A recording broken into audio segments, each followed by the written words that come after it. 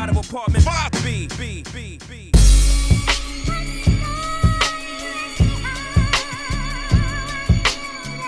You're now tuned into the Apartment 5B podcast, where we chop it up about hip-hop, R&B, sports, love and life. Hosted by Kill.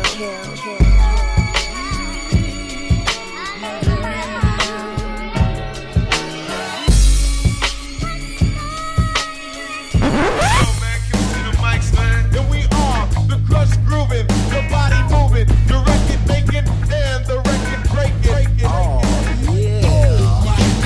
Oh my God.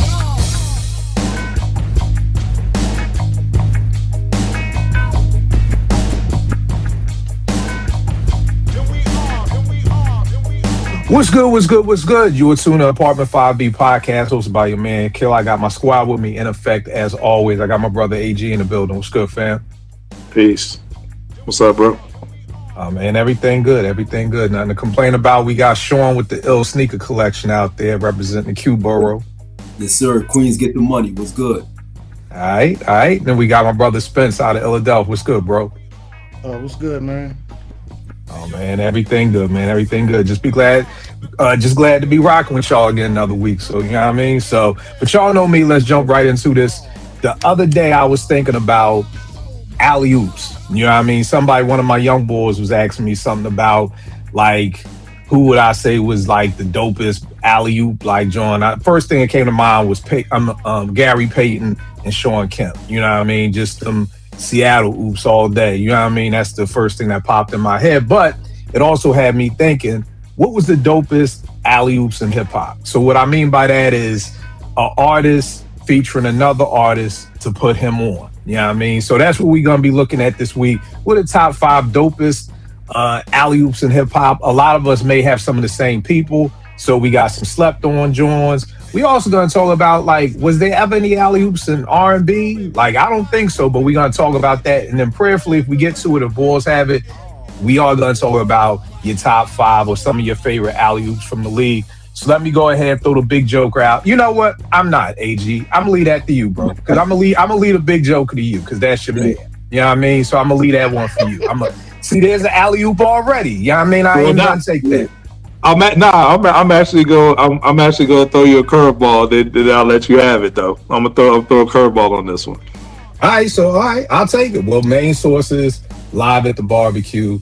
The first time we heard Nas, and a lot of times people forget about Akineyle too. You know what I mean? I know Nas stole the show, but quiet as kept, as crazy as Nas's verse was, a lot of my peoples in Philly was fucking with You know what I mean? Just because it was a different style. You know what I mean? So, you know, we always go to Nas, but I mean, of course, you know, getting the introduction to Nas is just crazy. You know, for years, I tell people this, for years, I would not say I went to hell for snuffing Jesus. I just couldn't even say it. I didn't even grow up in the church, but I was just like, I got enough respect to know that you don't say you snuff Jesus. I'd be like, when I was 12, I da-da-da-da-da-da-da. And then I jump back. I couldn't even say it because it was just like, yo, this dude just said he snuffed Jesus. You know what I mean? Like, and at that time, and people, young boys watching, I get it.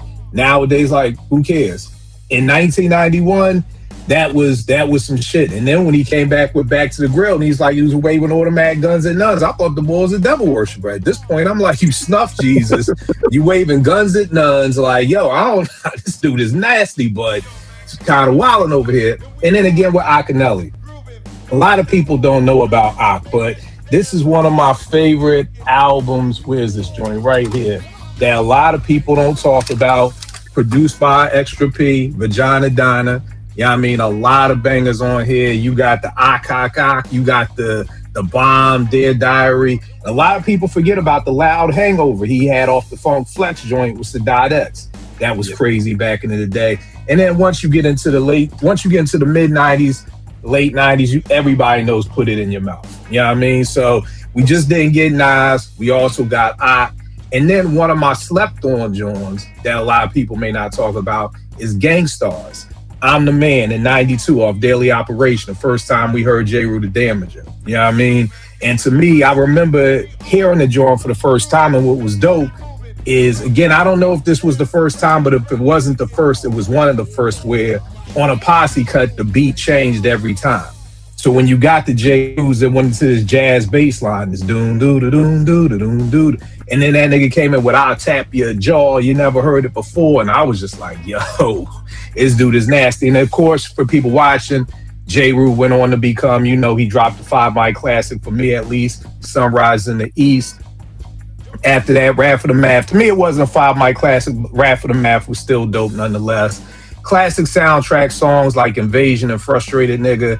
Classic verses on Crooklyn Dodgers 2, D&D All-Stars. To me, one of the dope MCs from that era, Messed Up, him and Preem stopped rocking together. So we really only got those 2 albums from that combination. So those are my joints right there. AG, what? I was trying to throw you the alley-oop, bro. I thought for people who watch and may not know, Nas is AG's favorite MC. So I'm thinking I'm throwing the alley-oop. I'm throwing you the Steve Nash assist. He threw the shit right back at me. Like, nigga, I want the rock. You know what I mean? Yeah, I'll let you have the ISO. I'll let you have the ISO on that one, bro. So who you picking, bro? Well, you know what I'm saying? You see the hat, you see the Ghostface Iron Man shirt. I gotta say congrats to the Wu to getting into the Rock and Roll Hall of Fame. Yes, sir. My alley-oop joint is none other than Capadonna.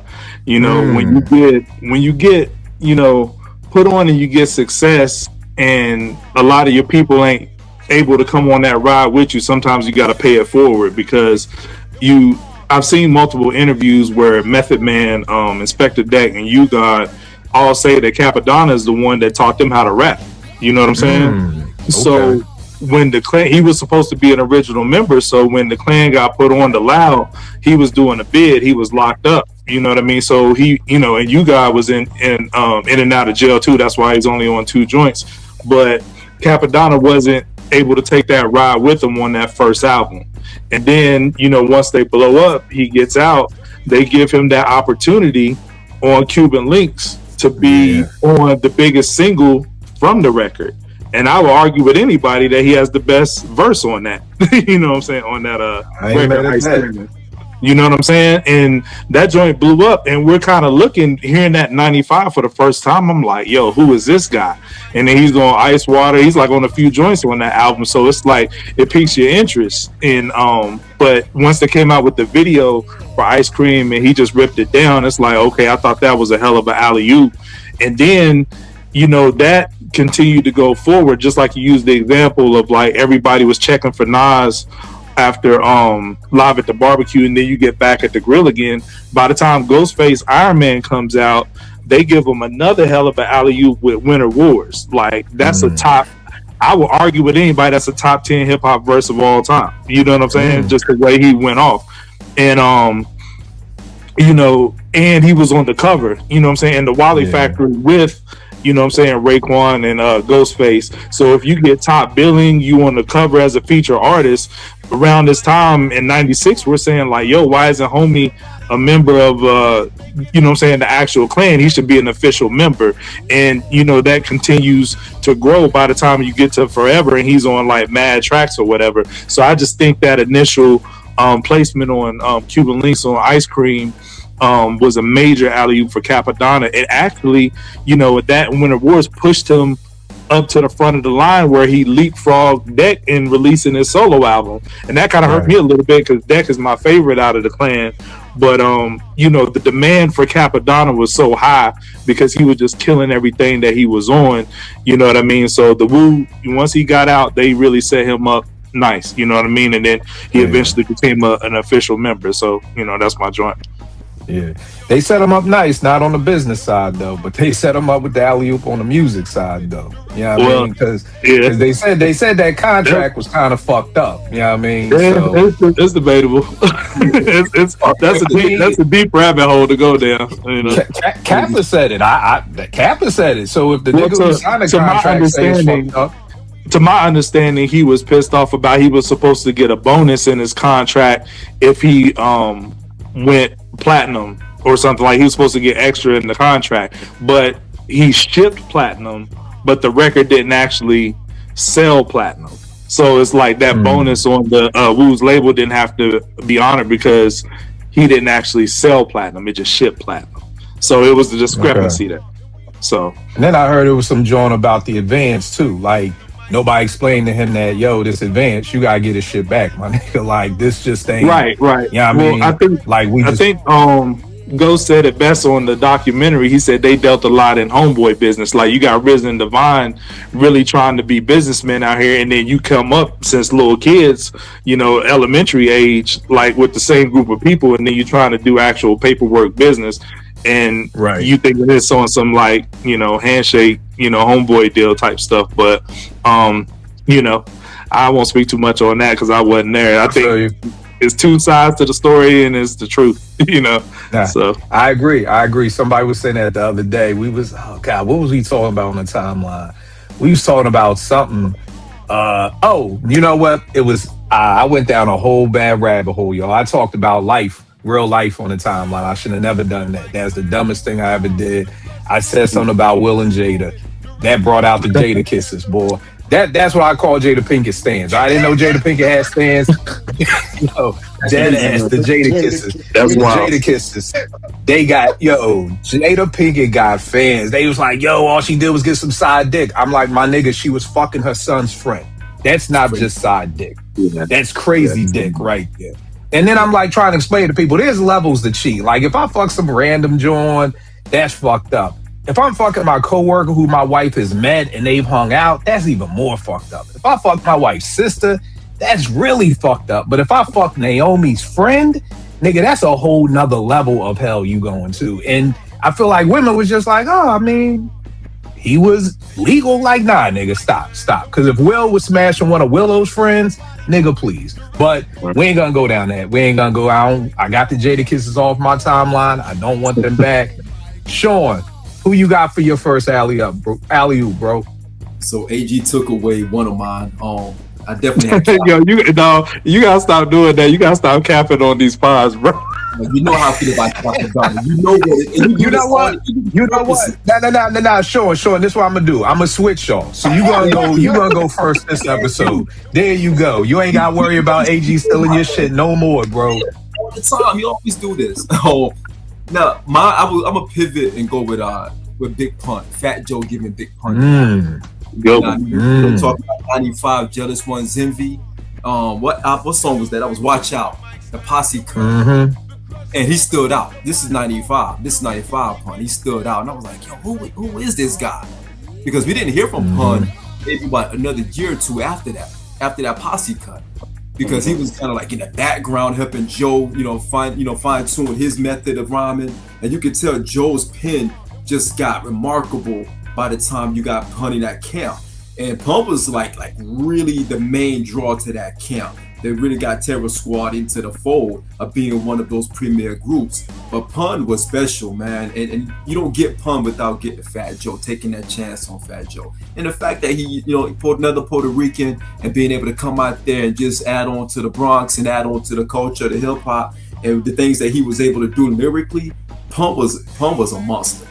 Getting on the track with Pun. And again, you're talking about on a Posse Cut, his debut on a Posse Cut. And he stood out amongst other veterans on that Posse Cut.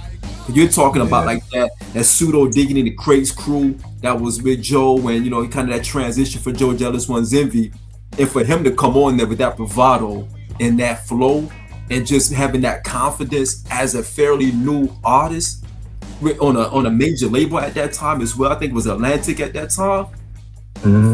Crazy. So Big Pun would be my first one out the gate.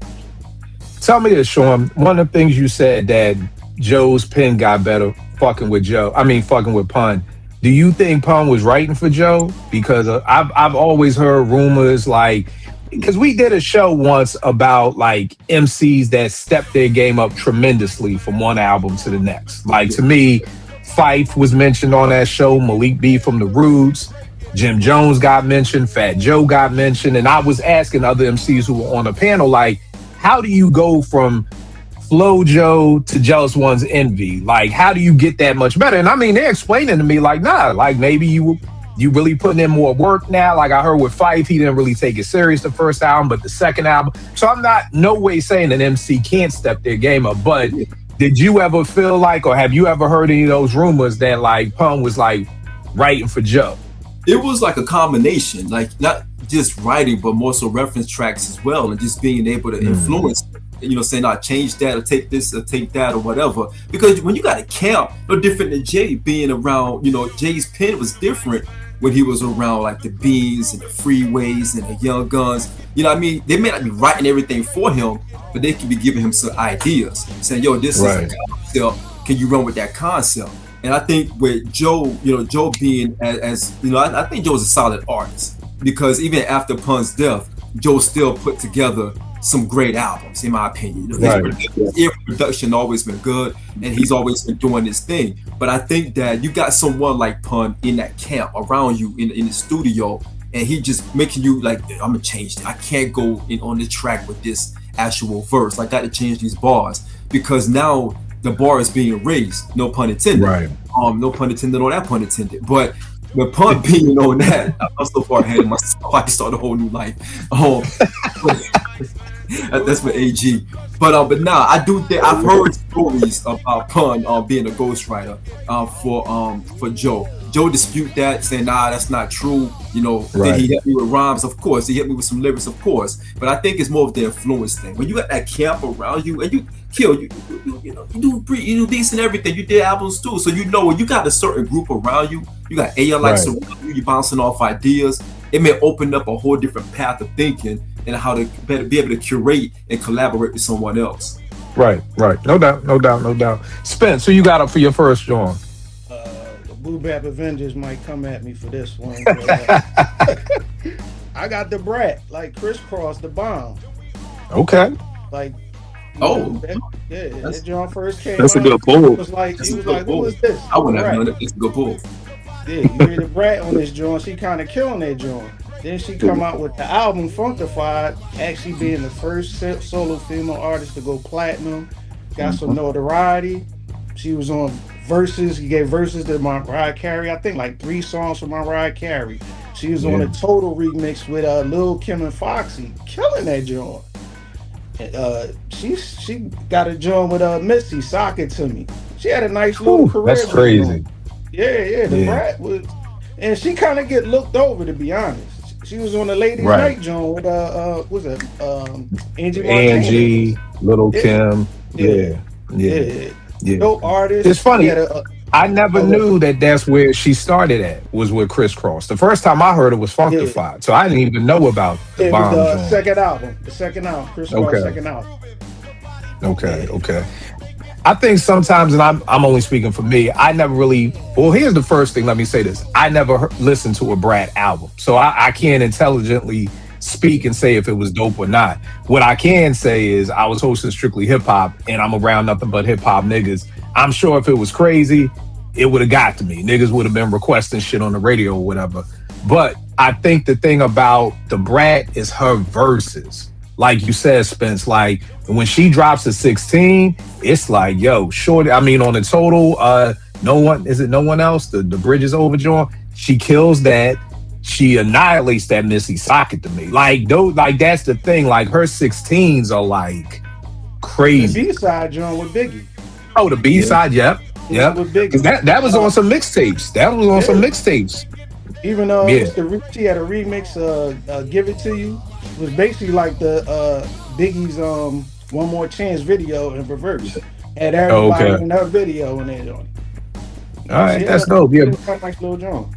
Yeah, I think, but if people really focus on them verses, you can't deny Shorty at all. The second joint I got up is EPMD's Hardcore off of Business As Usual. The first time I heard Redman. I mean, this dude, I mean, number one is 34 bars. Now, this is 1991. Your average, again, for people watching may not know, the average verse is 16 bars. So for this nigga to come with 34, it was one of those like, I remember hearing it for the first time, like, yo, this nigga is dope as hell, and he's not ending.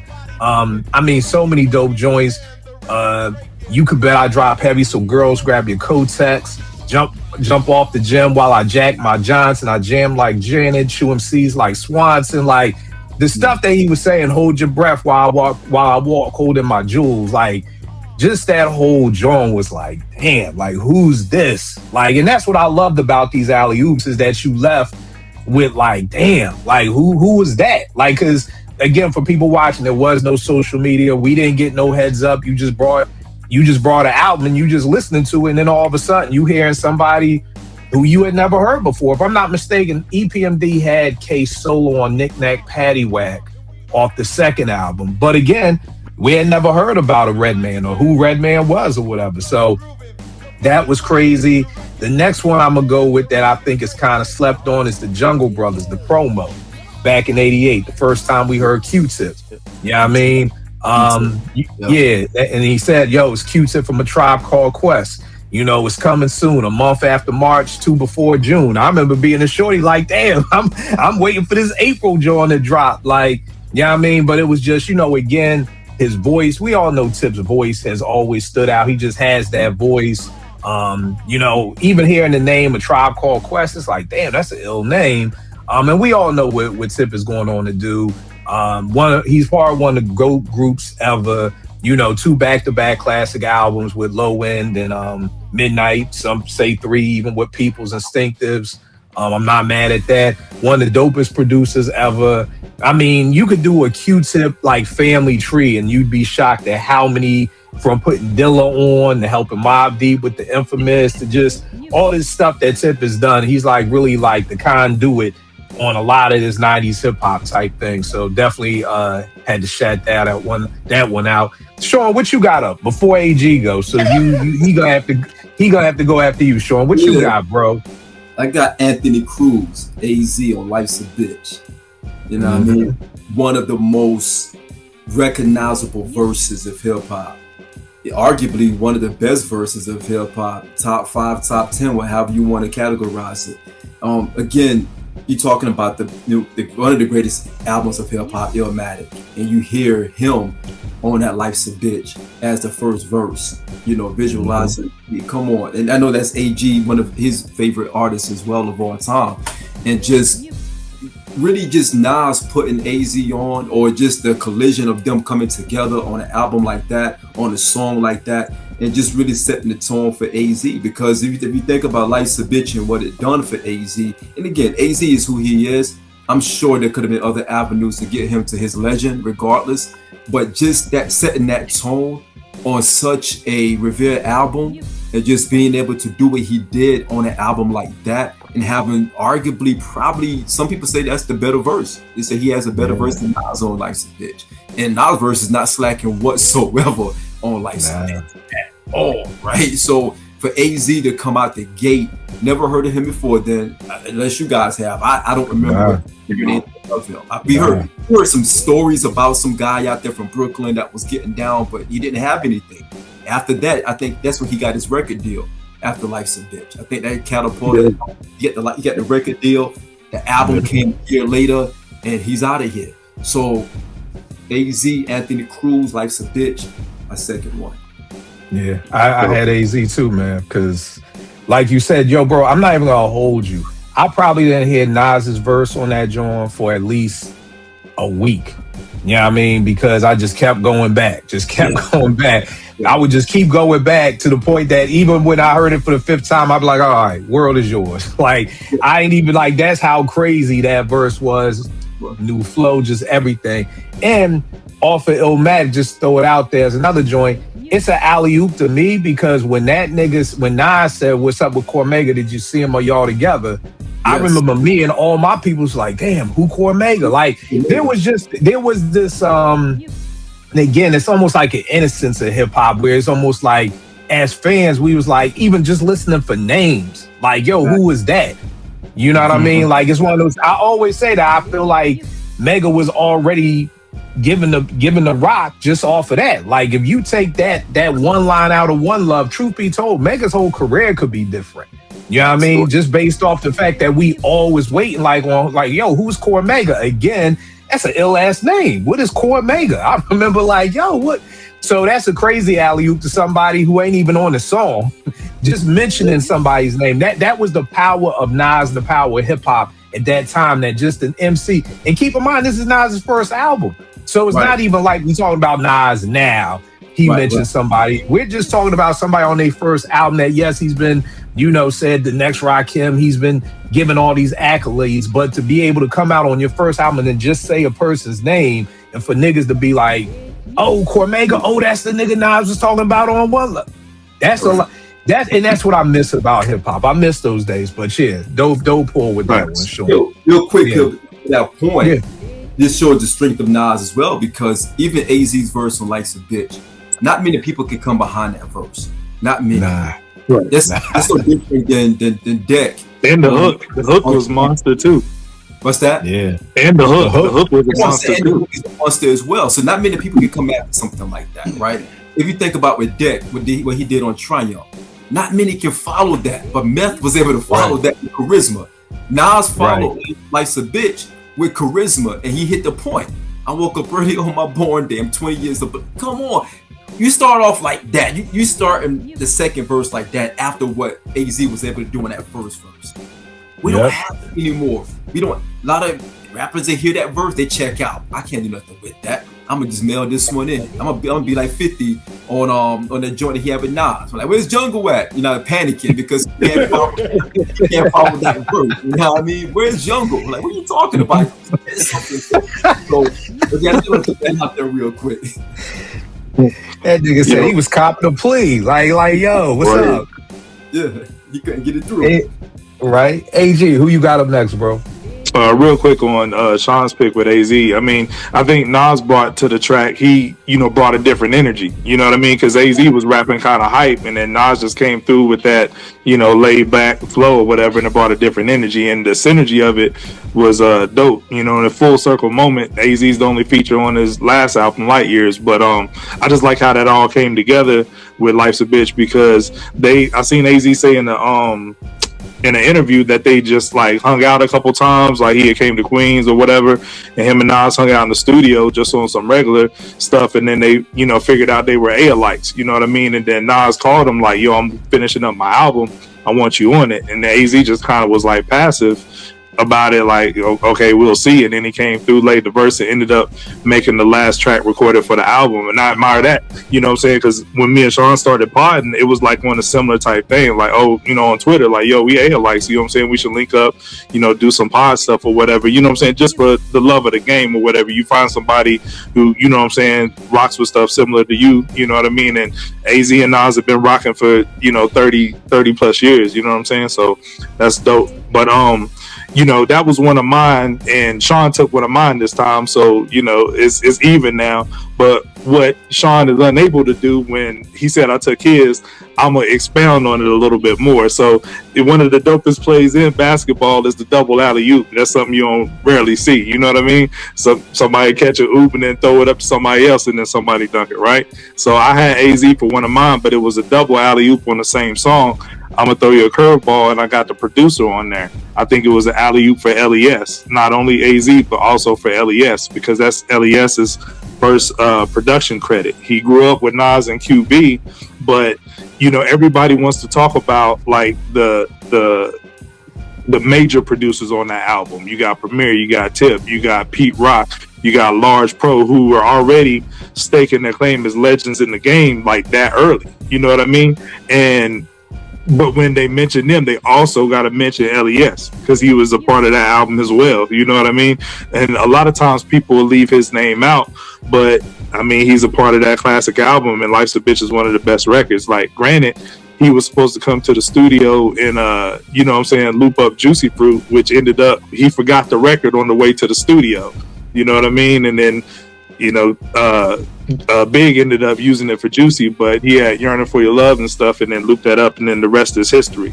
But if that doesn't happen on Life's a Bitch for LES as the producer, I don't think he gets a call to produce Sugar Hill, you know what I'm saying, which is a platinum single, you know what I mean, by AZ, who was on the same track, because AZ had that connection with LES for doing Life's a Bitch. So it's like, let me call him up to, produce my first single.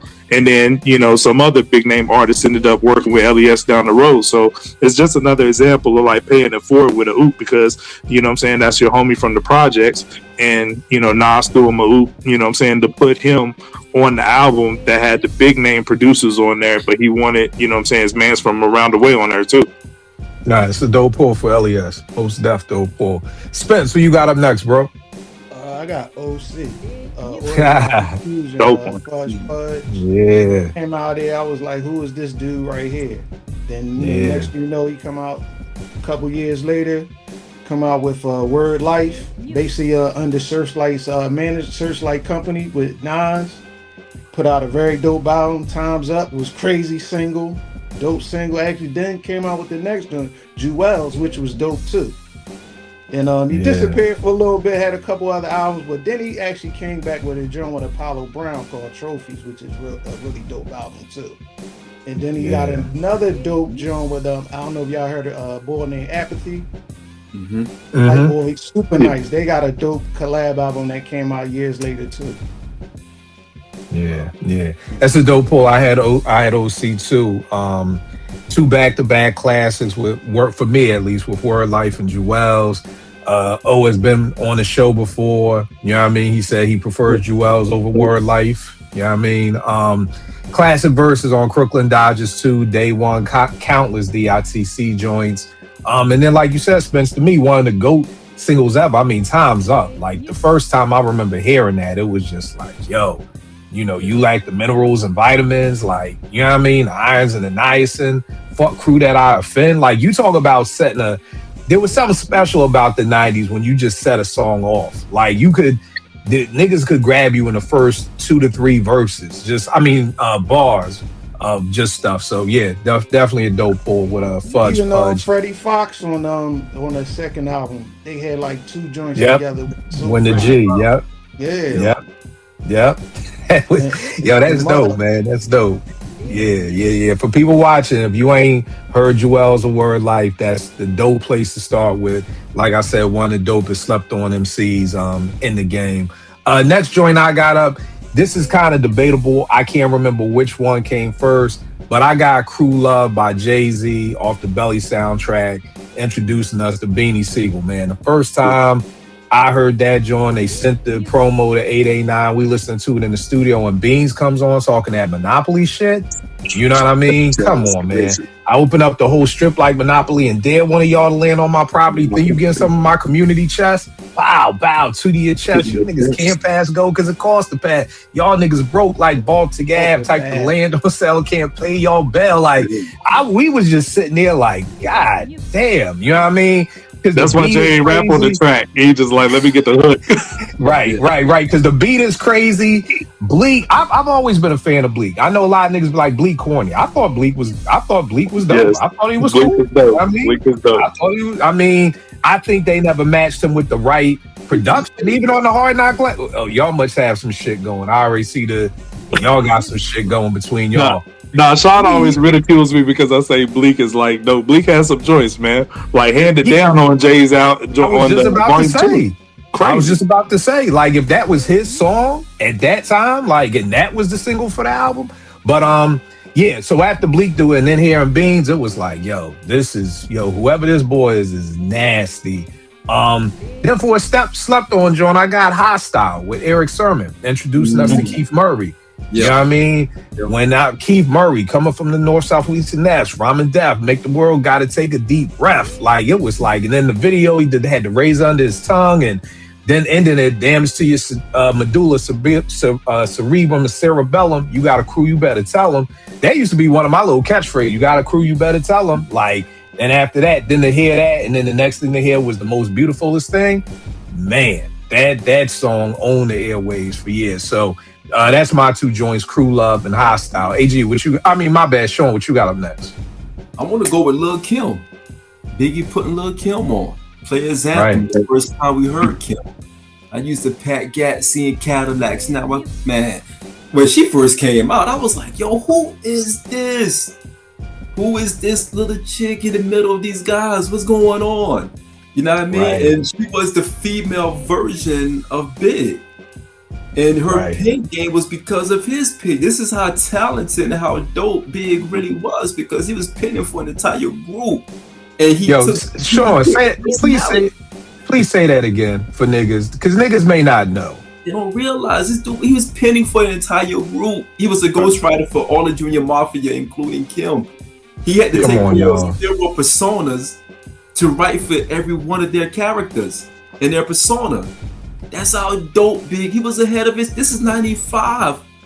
No one was doing that. Nope. And for him to be able to, here's the other thing, Sean. Not only was no one doing it. Here's the other part. Everybody can't do that. everybody can't do it. That's the other piece too. Everybody can't sit back and write different rhymes from different personas. It's what we love Babyface for the Wait and Excel soundtrack. It's like, how does boy write like from a woman's perspective for a whole that's what Big is doing. That's what he's doing. So that's say that shit again, Sean. Because niggas act like they don't know about that. You would think, like, how can someone think that way for a female like that? You know what I mean? The talk, the way she's been talking, the rapping, the way she's been rapping. She took control of a lot of different things through Big's pen. And that's not to take away anything from Kim at all, because you still got to pull that off regardless. You still have to say that shit with some bravado, with some velocity, with all of that. You can't just come out there and just be saying it flat. You got to believe in what you're saying. And he made her believe in what she was saying. So giving her that alley-oop, it set up a whole different chain for her. It's like almost like a whole time branch for her and everything that came up under her, because you got to think about what she gave birth to.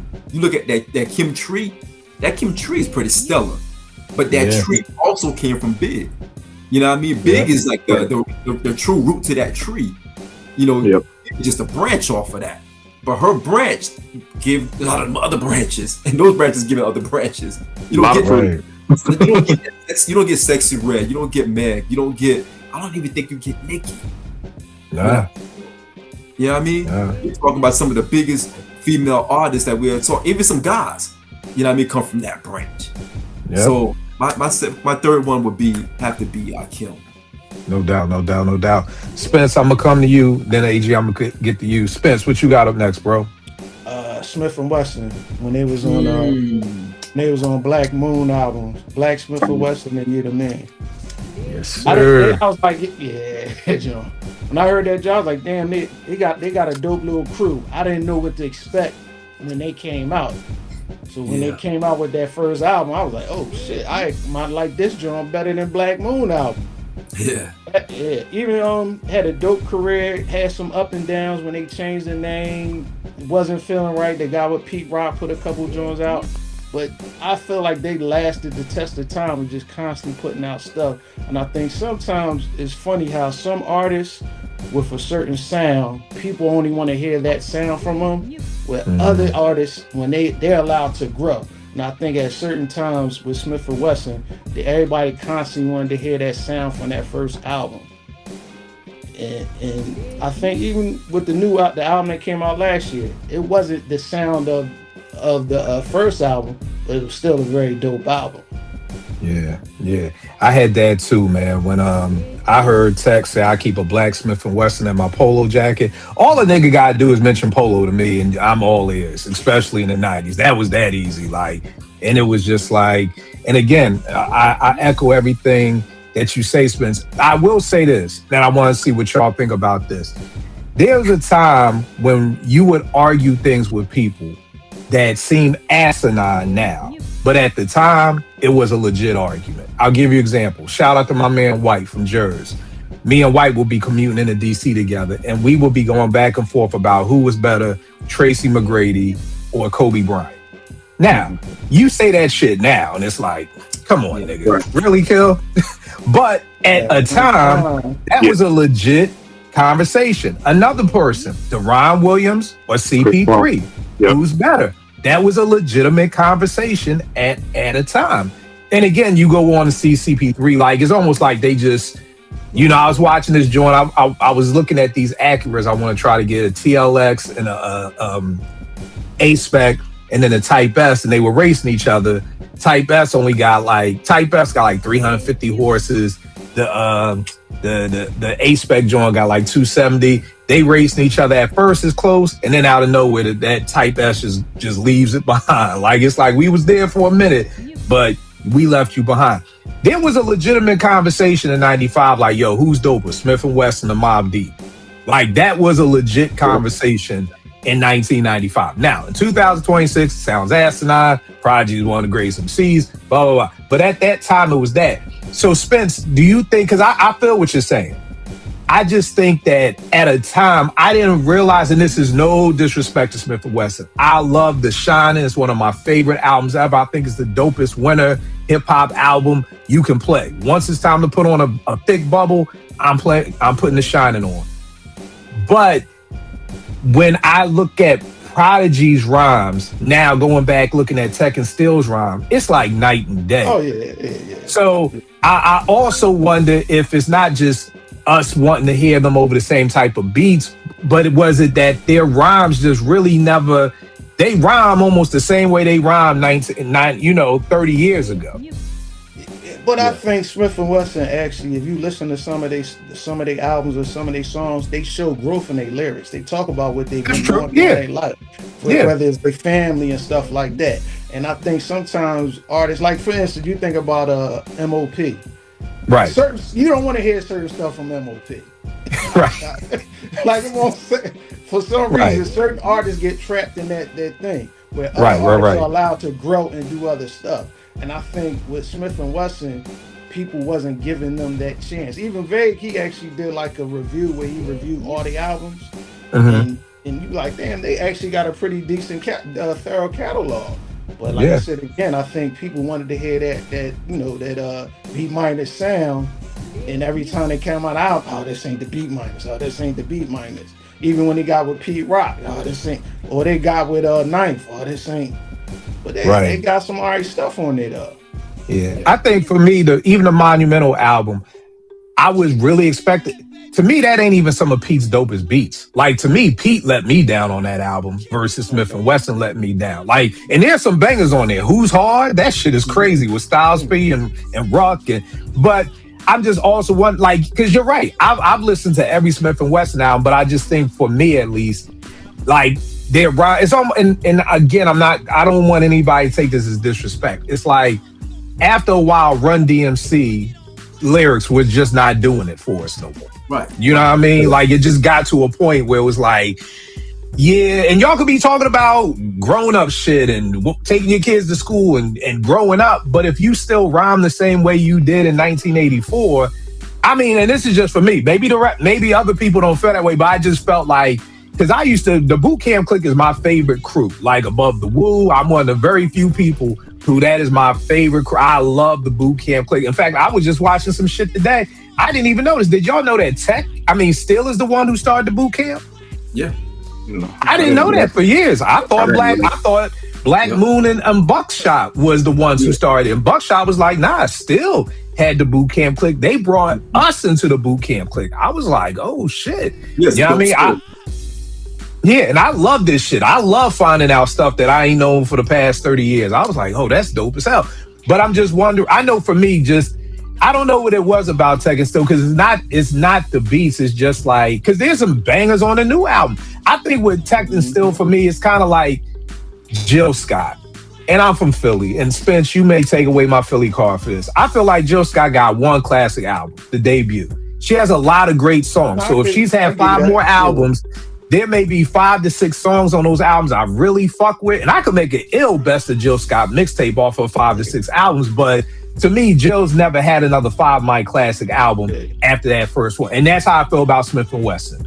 They've never had another 5 mic album to me after The Shining. A lot of great songs. I could definitely put together a dope ass Best of Smith & Wesson mixtape based off their discography. But I'm not going to hold you. After dropping The Shining, I was expecting nothing but 5 mic album. Same with Jill. After Jill, I was expecting nothing but 5 mics. Hey, like I told you, for me, I don't look at everybody that's gonna give me.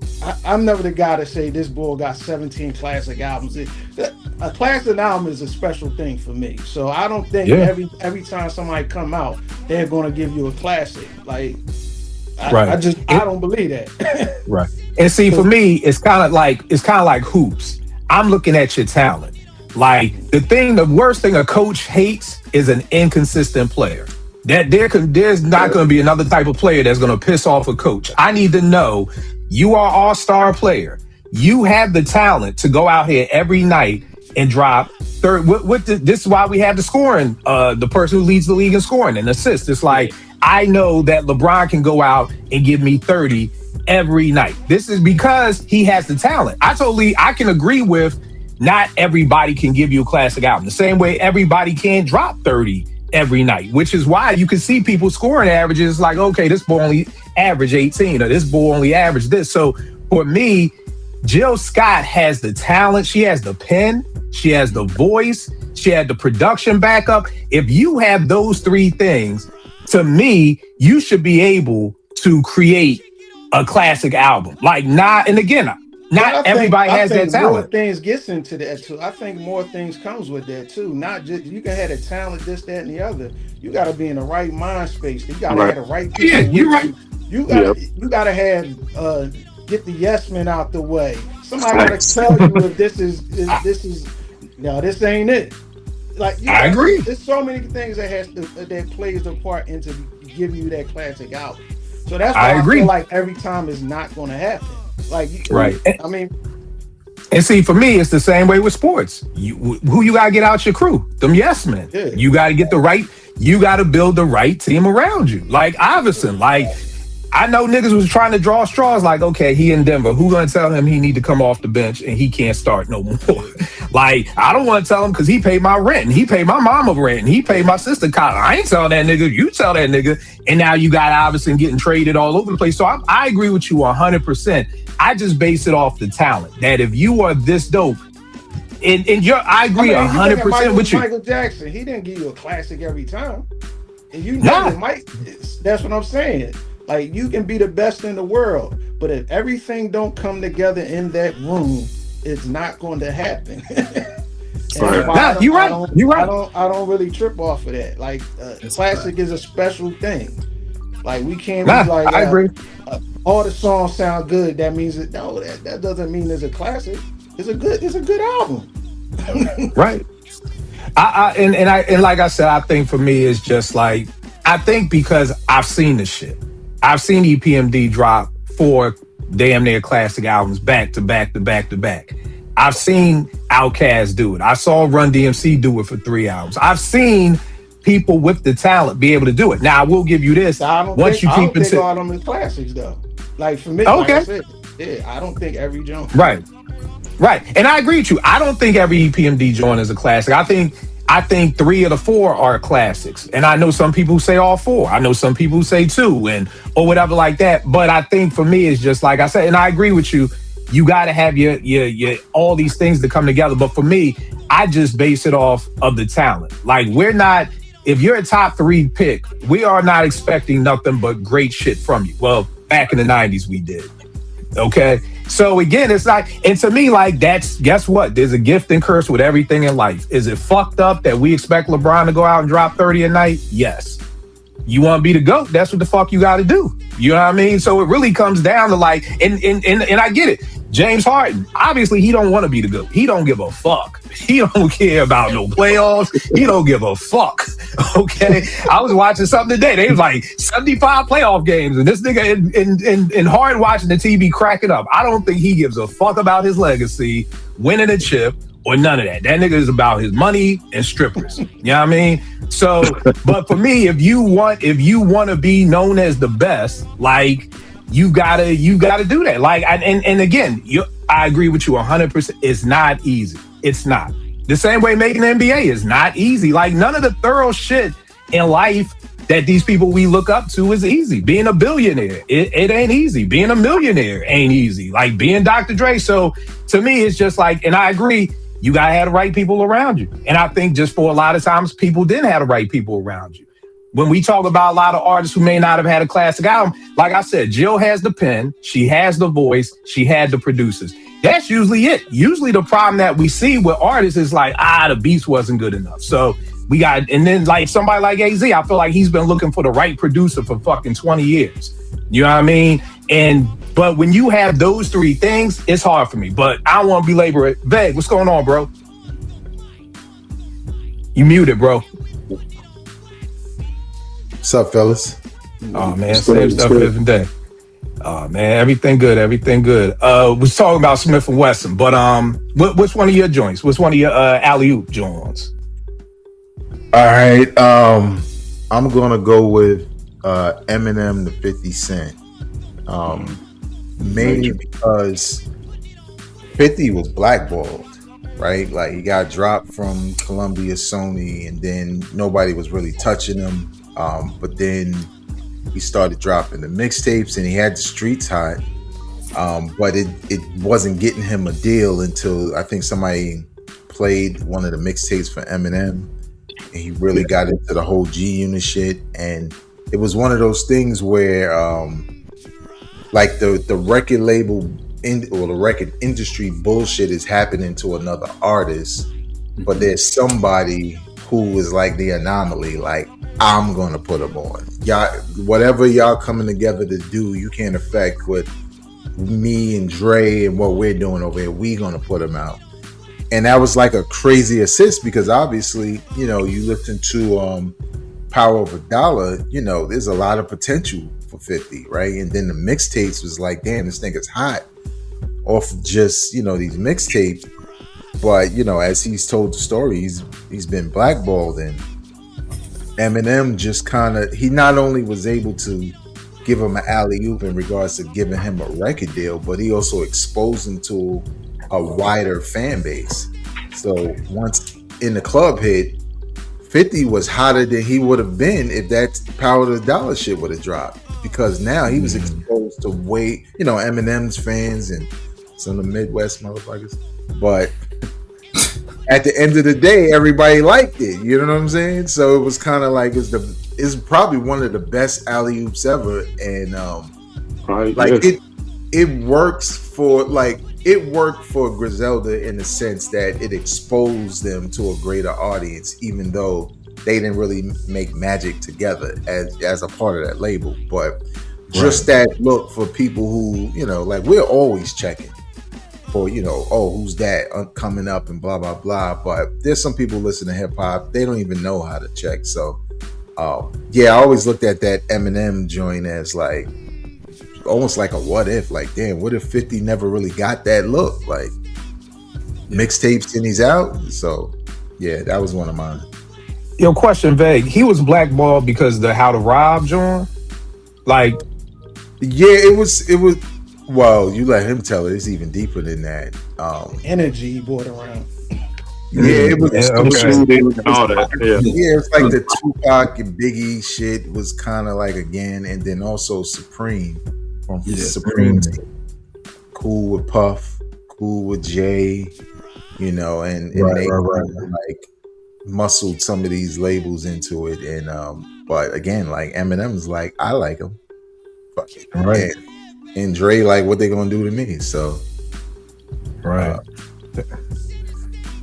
All right. Y'all get NBA?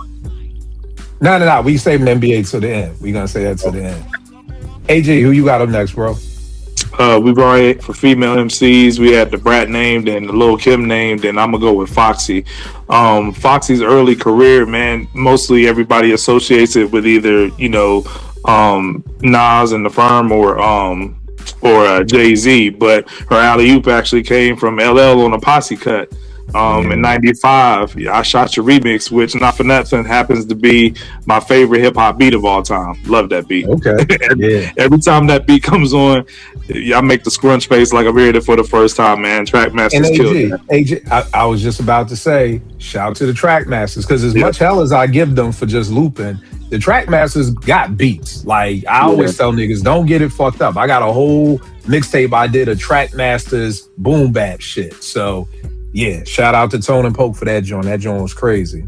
Yeah, that joint goes hard. But, like, I mean, the way she's rapping on there, she's going toe-to-toe with, you know what I'm saying, Keith Murray, Prodigy, LL, Fat Joe. Like, I think she arguably has a top 2 to 3 verse on there. You know what I mean? And Foxy just did her thing on that, man. So that was her original start. But like I said, we most often associate her beginnings with Jay or Nas. But, you know, LL gave her first major look. And that was a hell of an alley-oop. Because if we're ranking posse cuts, I Shot Your remix is up there pretty high.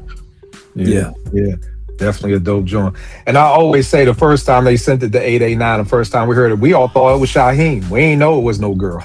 we was listening to it. We was like, oh, damn, that sound like Shaheem or whatever like that. But nah, Foxy killed it. The next joint I got up, I'm shocked ain't nobody said it yet. Deep Cover for Snoop and Dr. Dre. You know what I mean? At that time, you know, you hearing about NWA breaking up, you're not gonna know what's happening. Niggas for Life is already out. I'm just sitting home watching videos, probably Rap City and fucking Deep Cover video come on. It's like, yo, this dude Snoop, like who, you know, call me Snoop Eastwood. I was like, yo, who is this dude? And then the beat, AG, you talk about a crazy beat. That beat, the Deep Cover, man, to this day just bangs. So yeah, that's definitely a joint. And then the slept on joint I got is Big Daddy Kane, Pimpin' Ain't Easy, off of It's a Big Daddy thing, introducing Spence, Nice and Smooth, man. You know what I mean? I was like, yo, who are these two boys over here? And it wasn't even like they was on some lyrical miracle shit. It was just like, yo, these dudes sound dope. Like, what's up with them? And then you fast forward a couple of months or maybe even a year, you hear Early to Rise and, you know, No Delaying, and then you eventually get Funky for You and, you know, Nice. What you say, Spence? That No Delaying. Yeah, that No. Yo, I know a lot of people out there only know about they when they think Nice and Smooth, they think DeWitt or Hip Hop Junkies. Y'all gotta go back and listen to that first album. Like Spence said, that No Delaying, nigga. Gold. Man, that joint crazy. So yeah, Nice and Smooth is a lot more than sad because I heard them called a one-hit wonder somewhere, and it was like just for Hip Hop Junkies. And I'm like, yo, I hate when these fucking GQs and billboards and all these whack places will be like, oh, Bismarck was a one-hit wonder for Just a Friend. I'm like, nigga, I don't even like that shit. Like, yo, mad nigga, I've seen that on, you watch them VH1 one-hit wonders, they be killing our legends. Like, I'm like, yo, Biz had fucking 5 classic songs off the first album. Fuck is you talking about a one-hit wonder? But for the average listener, they just know Just a Friend. You know what I mean? So it's like, that's that. And the same thing with Nice and Smooth. They be like, oh yeah, all they had was Hip Hop Junkies. I'm like, nigga, y'all niggas bugging on that. But Sean, what you got up next, bro? So I had the Snoop joint. So I'm gonna pivot in real time. I'm gonna throw a dark horse out there. I'm gonna go with Father. Talk about Snoop. Talk about like how was it when you heard it? No, when I heard it, you know, that was 92 when Deep Cover came out. I was like 12. It's Snoop, different voice. Never heard that voice before in the hip hop. Never heard that cadence in hip hop before, and it was refreshing. You know, even being from Queens and just hearing someone from the West Coast, LBC to be exact, with that kind of voice and that kind of cadence, it was refreshing to hear. And just the way he was rhyming on there, because back then the West Coast, you had Ice Cube, of course, who was a lyrical monster, but just Snoop felt like he just had a different type of cadence, like a different type of lyrical dexterity. And I felt like that was something that was special. We didn't know what it was going to turn into, because it turned into a classic album a year later in Doggy Style. But I'm just hearing him on Deep Cover with Dre, and just how he would sound so melodic and just sound so effortlessly on the mic. To me, that was the dopest thing as a 12-year-old kid listening to that, you know, on a whole different coast. My dark horse is Father MC giving the alley-oop to Mary. And I don't think Father MC get enough credit, man. Like, I don't think we treat Father MC right. Father MC one of the smoothest. We don't treat him right, man. We don't treat him right. You know, I'm always thinking different, man. You know what I mean? But I'm not. But I don't think we give him enough credit, man. He wasn't the smoothest MCs out there. I think one of the things I've always felt, and I had this conversation with actually one of his cousins a long time ago, where he felt like Father MC was very close to Kane in a way he delivered and how smooth he was, but Kane was doing it at such a high clip. It's almost like it cast a shadow over Father MC. You know what I mean? Then you had Puba who came who came around that same time frame. So you got Kane, you got Puba, you got Father MC. So where are you going to lead into, right? Especially when it comes to that, you know, just that gravitational style. And I don't think he gets enough love. You know, I don't think he had enough high points. I think he was just, like you were talking about Smith and Wesson. I think the thing that Smith with them were just the high points. They didn't have enough. They were steady Eddie. You always know what you're going to get from them. You're not going to get like a Prodigy leaving Earth, you know what I mean? Or a memorable verse from Prodigy. You don't really get that from Wesson, you know what I mean? But even Father MC, you didn't get the joint where you said, man, he left Earth back to back. It was just some small moments that turned big, that was pivotal, but bringing Mary to the forefront, a young Mary, this is like what, 1990 Mary. You know, so Father MC, my dark horse. And I think with Father MC, he just ain't have enough street moments. He didn't have nothing that was like Guru, like he was talking about Jay, and I forgot what album that was, whatever that shit was with Alicia Keys and that New York song. And Guru will be like, yo, you gotta give me that barbershop record. You gotta give me that barbershop record that we could play in the barbershops. Like, I gotta have that. And I just don't think Father MC had that barbershop record. Like, even if you wasn't a fan of Heavy D, you heard You Can't See What I Can See. Like, that was the barbershop record. That was the record to be like, yo, y'all think Heavy all on this fucking Nothing But Love shit over here? Nah, this nigga got this shit over here. And I think that's just with Father MC. And then I think it's just being on Uptown. Uptown's just not a hip-hop label. You know what I mean? So Uptown's not gonna... Andre Harrell, like, I'm not trying to give you a barbershop record, nigga. I'm trying to give you a platinum record. Like, you know what I mean? So I think that's the thing, too.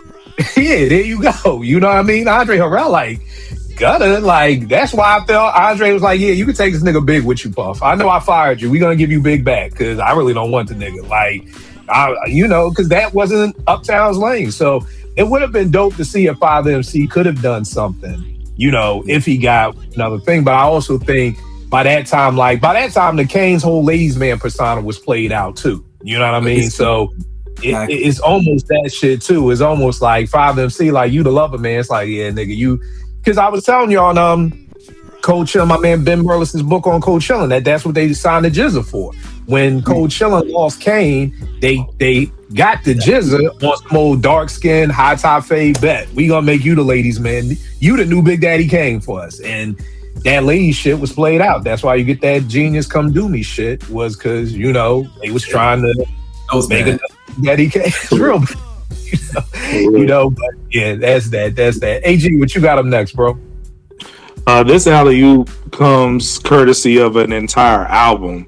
And this is an alley-oop that I wish would have worked out a little bit better. It didn't work out as well as I thought it would, but it's still a oop nonetheless. When Nature was brought into the Firm, for the Firm album, you know, he was unknown, you know what I mean? At least he was to me. I hadn't heard him on anything prior. The next thing you know, he pops up in the Firm, and I'm looking like, where's Cormega at? Because back then, a lot of times we didn't get information as fast, so we didn't know in real time that, you know, Mega and Stout and them had a falling out, and then Mega was kicked out of the group. I'm looking at the cover, you know, when the album was announced in the source, I'm like, who is this guy? You know what I'm saying? Like, who is this cat? I haven't heard of him. But then you play the Firm album, and let's be real, like, Nature got some of the most memorable verses on that album. So then now you're like checking for him. And I remember 97, late 97 going into 98, he was blazing all the Clue tapes. It was like crazy. And then you get to 98, you get banned from TV on the Nori album and stuff. And it's just like, I mean, he was killing everything that he was on. And then, you know, later on you got the falling out with Nas or whatever. He was supposed to sign his Ill Will imprint, and then ended up signing with the Trackmasters instead or whatever. So it was kind of like a little bit of tension there. And then his album didn't even drop till like 2000, whereas Buzz Height was probably like 98, 99, and then we don't get that album until 2000, and then it was kind of lackluster. It was a little bit disappointing, you know. So I don't think it worked out like it could have. But as far as like just them putting somebody in front of us, because I mean, let's be real, like Nas, Foxy, and AZ had top billing. You got Dre as a producer, Trackmasters as a producer, and then you got this like unknown guy in with all these people. I mean, he's privileged just to be in the room. Like, be real, he didn't even have a deal yet. You know what I'm saying? And to hold his own on that album, and then come out of that, and then just blaze all these like feature verses and stuff. I mean, to me, Nature was like one of the most anticipated MCs at that time. So I think it was a hell of a hoop. It just could have worked out better. Yeah, and then I think niggas, like, it's almost like whenever you replacing somebody, that's never a good look, because niggas is looking for Cormega. So it's almost like niggas may not even give you a fair shot. Because it's like, well, where's Mega at? Like, oh, like Lauren left the Fugees. Oh, here, new girl. Like Rod Digger could have replaced Lauren, and niggas would have been like, it ain't Lauren. She ain't singing. Like, you know what I mean? But Nature's actually the better MC. You know, no, but that's what I mean. But I'm not gonna say Rod Digger is better than L, but I'm just saying that'd be a nice battle, both of them in their primes. But I'm just saying, even if you brought somebody dope in like Rod Digger to replace Lauren, like niggas aren't gonna have open ears because it's like that ain't Lauren, you know. So I think it's always hard trying to replace somebody. Yeah, I mean, Spence, who you got up next, bro?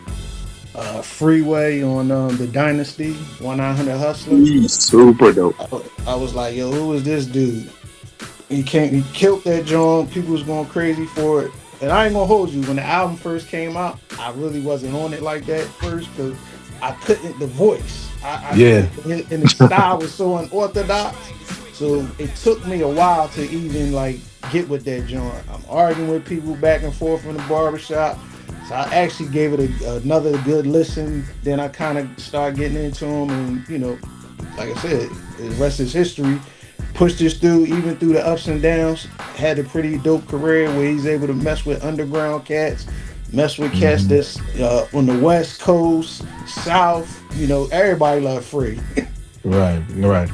Well, everybody except Oshino, and I want to send I want to shout out my man Rel for putting me on to this fucking Oshino shit. It fucking is a rabbit hole, man. I spent about 4 hours of my life just going down this Oshino rabbit hole, like eating popcorn, like, oh, this shit good. Like, goddamn, like, yo, Oshino's crazy. But if anybody watching, you want to hear some good stories, watch Oshino. Spence, I was right there with you. And then Cassidy being my young boy, yeah, I mean, I didn't even listen to Free's album when it first dropped because I was like, oh man, my man battled you, man. Like, fuck you, nigga. Like, get out of here. You know what I mean? Now, with what they do, you can't not listen to what they do but so long. You know what I mean? So, but in the beginning, I was just like you. Same way with Sadat. I was like, the voice is high pitched. He got his own style. But Free is one of the dopest. Like you said, I think he's. I think we was talking about it on this show. That, you know, where we're like, yo, Sean P is the one holding the boot camp click, or Ghostface is holding the Wu down, or nobody would have thought Freeway would be holding down State Property. It would have been Beans, it would have been Young Chris, it would have been Petey, you know what I mean? But we also came to the conclusion that those MCs had no expectations. So they had a clean slate. Like, there was expectations with Meth. There was no clean slate. We were all expecting greatness. We were all expecting greatness from Big. We were all expecting greatness. Whereas we're like Ruck, Ghostface, and Freeway kind of just slipped in like, yo, I'm gonna just make dope music and that's it. And they had the free reign to do that.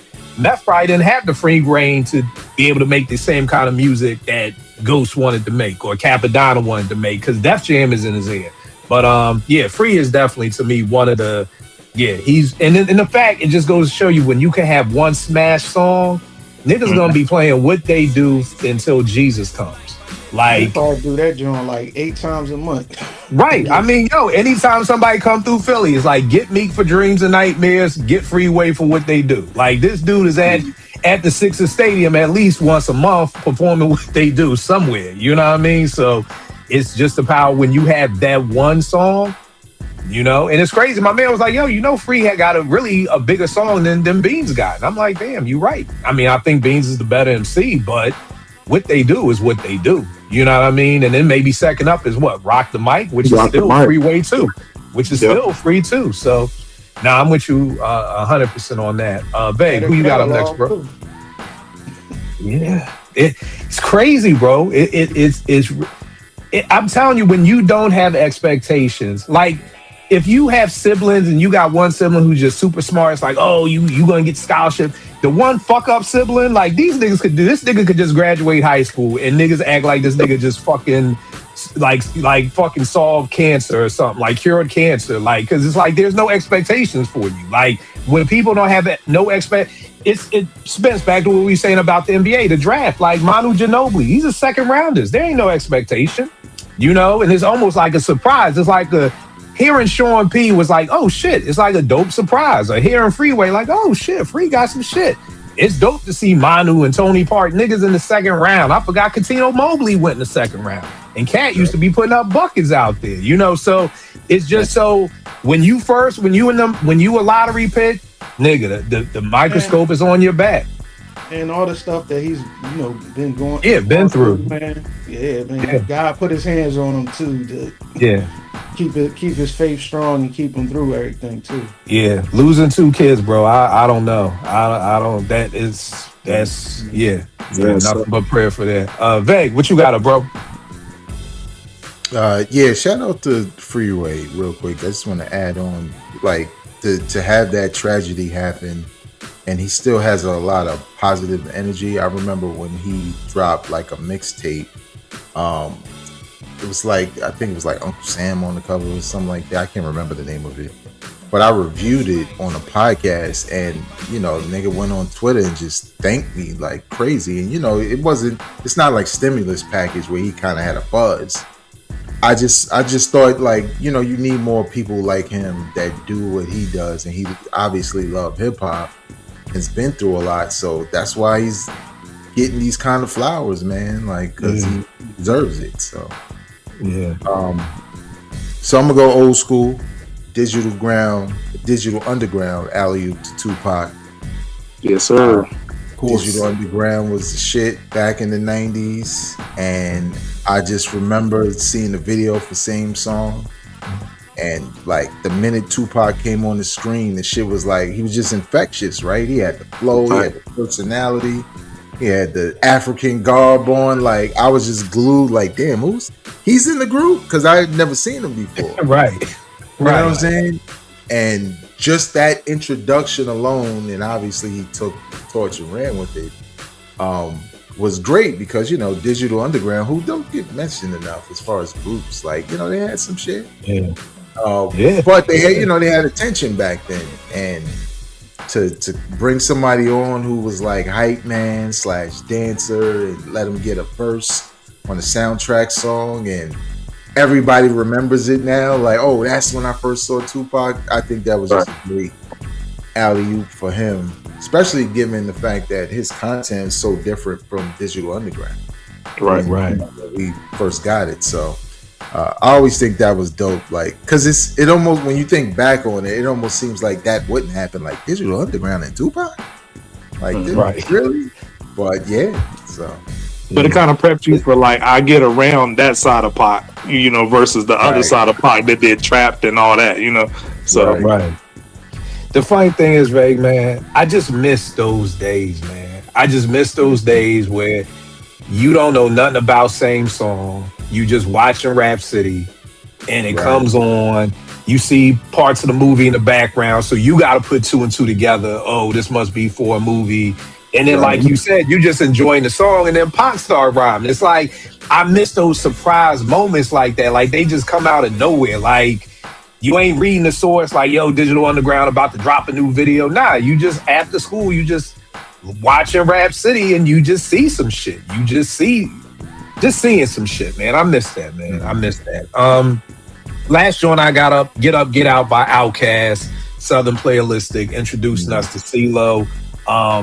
I felt like CeeLo's verse on there was just crazy. Like, just that just caught me off rip. His voice, everything. Go on to make the classic Soul Food with the classic Cell Therapy. A lot of people don't talk about the second Goody Mob album. I love it. I don't think it's a 5-mic classic, but I think it's a hell of a good album with They Don't Dance No More and Black Ice and just some bangers on there. Then just his solo career. I was just listening to his joint, The Lady Killer, maybe 2-3 days ago, which was dope. Of course, Gnarls Barkley, Crazy. I forgot, he said some old nut shit that got him canceled. I forgot what got him canceled, but he was on one of them shows where you fucking push a button in a chair. One of them fucking Simon Cowell voting whatever shows. And I think he said something and then he got canceled, and I ain't seen him since. But I always felt like, you know, his joint on that was dope. Sean, what you got up for your last joint? My last one, rest in peace, Irv Gotti, bringing us DMX. So work with man next and bringing him to the forefront. You know, X style was so unorthodox at an early time where it was hard to market him. It was hard to understand how to put him in the forefront. And Irv Gotti, you know, continued to work with him and get him out there and get Def Jam to convince Def Jam to bring him on. And he wasn't save Def Jam. Even when they had Method Man, Redman, and Jay-Z, it took DMX to save them in '98, dropping 2 classic albums in 1 calendar year, and just to get them out of that red. And a lot of people don't know that story. They may or may not know that story, but DMX had to drop that second Now Flesh of My Flesh just to help Def Jam recruit because they were losing out. And that's with Jay being on the roster. That's with an established Method Man, an established Redman. But Irv Gotti was the architect behind that. Even being the architect behind, of course, Ja Rule, and also helping Jay-Z during his early career and trying to put together that whole Murder Inc., unit between Jay, X, and Ja. And again, Irv, God bless the dead. I know, a lot of people didn't like some of his stories and just some of the things that he was saying and things that he liked to bolster about. But Irv was very important to hip hop during that time because hip hop got into that crossroads. We were at an impasse in hip hop because we was kind of going through that Pac and Big tragedy. The Chinese suit era was kind of taking its form, and hip hop was kind of like, where do we go? And Irv, in my opinion, was one of the forerunners at the forefront of bringing hip hop back to the streets with DMX, being able to really sell Def Jam on getting behind the marketing of DMX and letting his voice shine in 1998. Sean, tell me this. So Irv put on X, or the boys, the brothers from Rough Riders put on X? It was Irv. Irv was the one. It was actually Irv.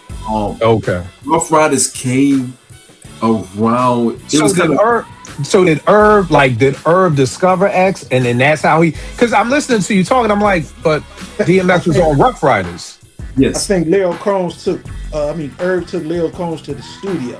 Yes. And they saw X rhyme, and X had his joint wired up, and he was rhyming, and he was breaking through the joint. They didn't want to give X a chance because X started out like in 93, 94. Something like that. So Irv brought them, but then he ended up on. Now, was Rough Riders a subsidiary of Def Jam at that time too? Yeah. Yes. Okay. Irv had his hand in Rockefeller, Rough Riders, and he had his own Murder Inc. Irv had a hand in all growing all those.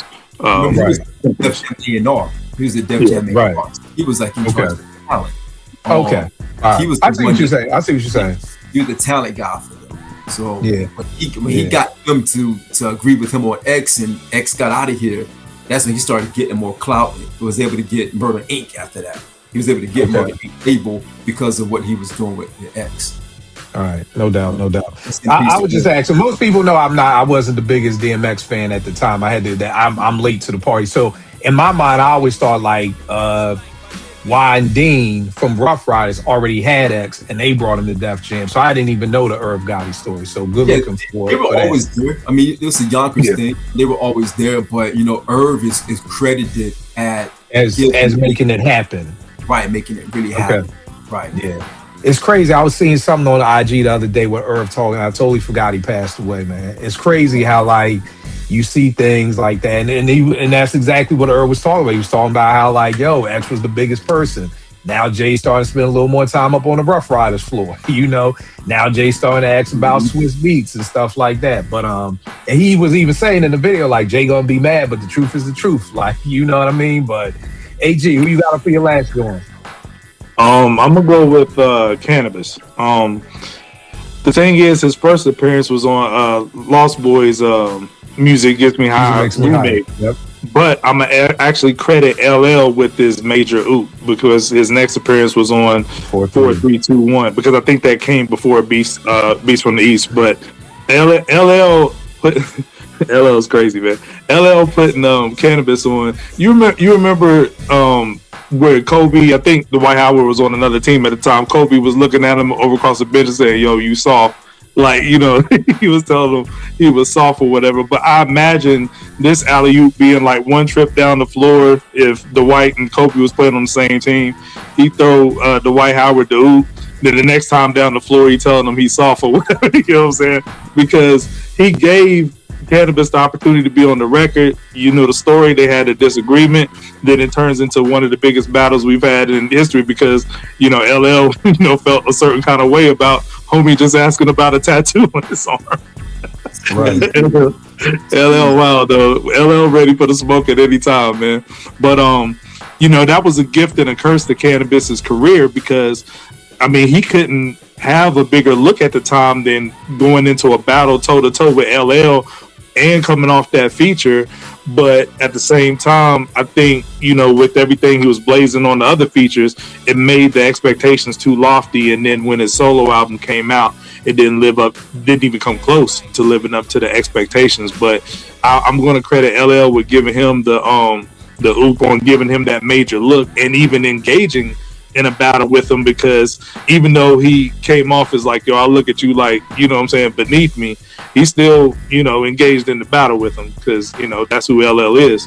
So I'm gonna credit LL with that oop. And then I got slept on real quick, if you don't mind. What I was gonna say earlier, but I forgot, was keeping the Wu-Tang Killer Priest. He got a modern day oop from J. Cole. J. Cole shouted him out on one of the interviews. Now everybody's going online checking out Killer Priest, and that's dope to me. I love that, because Killer Priest is one of them ones. And shout out to Sean. I want to give him credit. I think that we was in a Discord group, and you correct me if I'm wrong, Sean, but I think you were the one that said like what people gave Jay Electronica credit for, like Killer Priest was that before Jay Elect. You know what I'm saying? Exactly. I'm glad somebody else said that shit. Yeah. So yeah, like Killer Priest, man, on Jizz's Liquid Swords, classic Fourth Chamber verse. Fourth Chamber, one of my favorite songs of all time. If you see it live, it's like mosh pit music. You know what I'm saying? He comes in, Judge Wisely, as nothing ever surprised me, lounging between two pillars of ivory. I'm live, like he's going off on there, and we didn't really know who he was. And then Jizza puts him. To me, that's one of the highest compliments, when you put somebody on your album and they get a solo track on your album. You know what I'm saying? He was the bonus track on Liquid Swords on the BIBLE joint. And yeah, from then on, I was really checking for him. And then the Heavy Mental, you know what I'm saying, one of my favorite Wu albums to be released. So, I thought that was a dope oop that they gave to Killer Priest. Dope. Spence, what you got for your last joint? The Boom Bap Avengers might come at me again for this one. Now, I don't really don't listen to this. I don't really listen to this artist, but I want to recognize the oop because it was real. All right. Trina, Trick Daddy, alley-oop to Trina, Nah Nigga. Yeah. Put her on there. We always like, who's Trina? Chill. It's real though. Nah, you're right. You're right. That's the best. You're right. Yeah, but the alley-oop is real. You got to recognize it. I guess. Yeah. And it gave her a career. We know it. Yeah.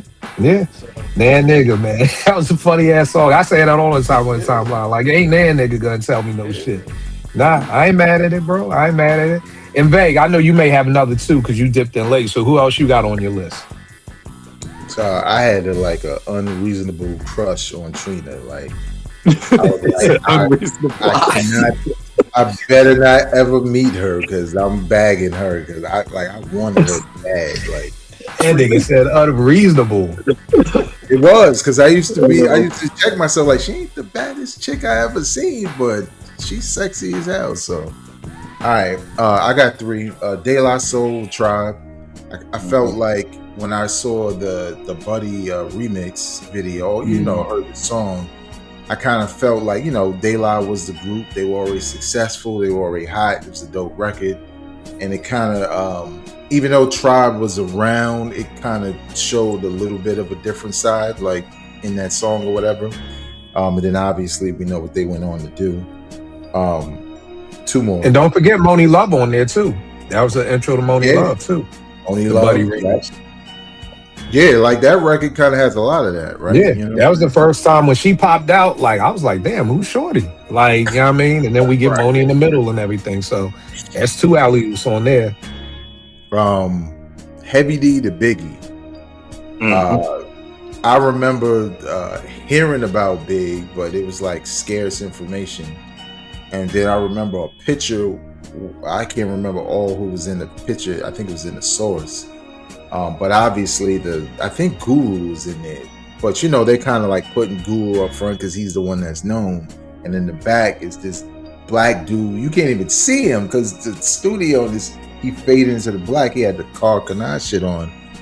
And I saw his name and I was like, oh, that's Biggie Smalls. And then when I heard the album Blue Funk and Bunch of Niggas, and when his verse came, I was like, oh, that's why I'm hearing shit about him. his flow. It was almost like Kid Hood on Scenario, where you like, okay, they all zippity doop doop doop. This nigga like slugs in your face, dump your ass in the river.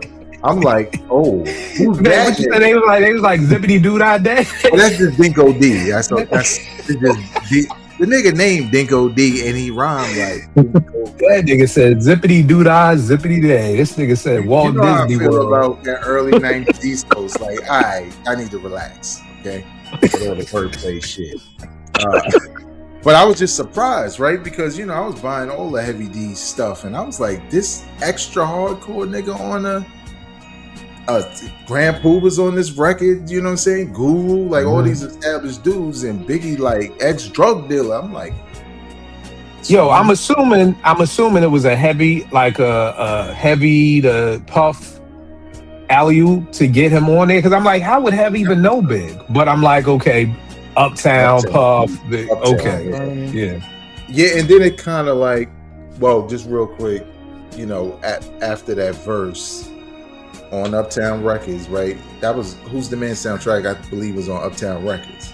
Yeah. That party and bullshit. So that was like, oh, there's Big again, and the record made sense. And then when Big did the One More Chance video, Who's at the Door? Heavy D. It's just, I always felt like Heavy D was almost like he was definitely an alley-oop, but you wouldn't have thought of it in that way just because of the type of music that Heavy made, like you said. Right. But that didn't mean he ain't fuck with this hardcore hip hop. So, and the last one I had, Gangstar, J. Rue the Damager. Yeah. As soon as I heard that, what was it? I'm the Man. Who's the Man? Yeah. Who's the Man? I was like, who the? No, I'm the man. I'm bugging. I'm the man. Okay. I'm sorry. Just off the soundtrack. Right, Who's the Man soundtrack, which I have the cassette in the garage, and the cup. Yo, it's so funny. That movie came on the other day. That movie was dumb as shit. It was dumb as shit when it came out, but it still was like cool when it came out because it was like, oh shit, there go Dinko D. There go Buster. It was like an oh shit moment, but the movie's dumb as hell. But yeah, I'm sorry, babe. Back to J. Rue. Nah. I think, Daily Operations is my favorite Gangstar album. It just was unexpected because I didn't know J. Rue the Damager. I didn't know who was it, Lil Dap? Lil Dap. Yeah. Like I didn't really know them. So, it's one of those things where you're listening and you're like, all right, let me hear what they sound like. And I just remember listening to, first of all, the beat switch, and then all the I tap your jaw shit. I was like, yo, who is this dude? And then they hear it come clean after that. Like that's how you take the alley-oop, right? Like you have a dope feature from a group that's already established, and then when your shit drop, it's crazy. It carries the torch. And I just was gonna say one thing about the LL and Cannabis thing, which is funny because it's like LL threw Cannabis the lob, but then he blocked this shit after at the same time, right? That's what I'm saying. It's like, here you go. Like he called him soft, like Kobe. Yeah, like why are you blocking this shit? But yeah, that was fine. Yo, the funny thing, Vague, on the timeline this week, somebody posted something like Blue Funk didn't do good for Heavy or some shit like that. And I'm like, bro, you gotta understand, like, that was Hev's versatility. I said, like, just like a gospel artist may give you a contemporary album, may give you a fucking praise and worship album, may give you a traditional gospel album. That was Hev's boom bap album. You know what I mean? But they was like, oh, it wasn't that dope. I'm like, nigga, y'all bugging.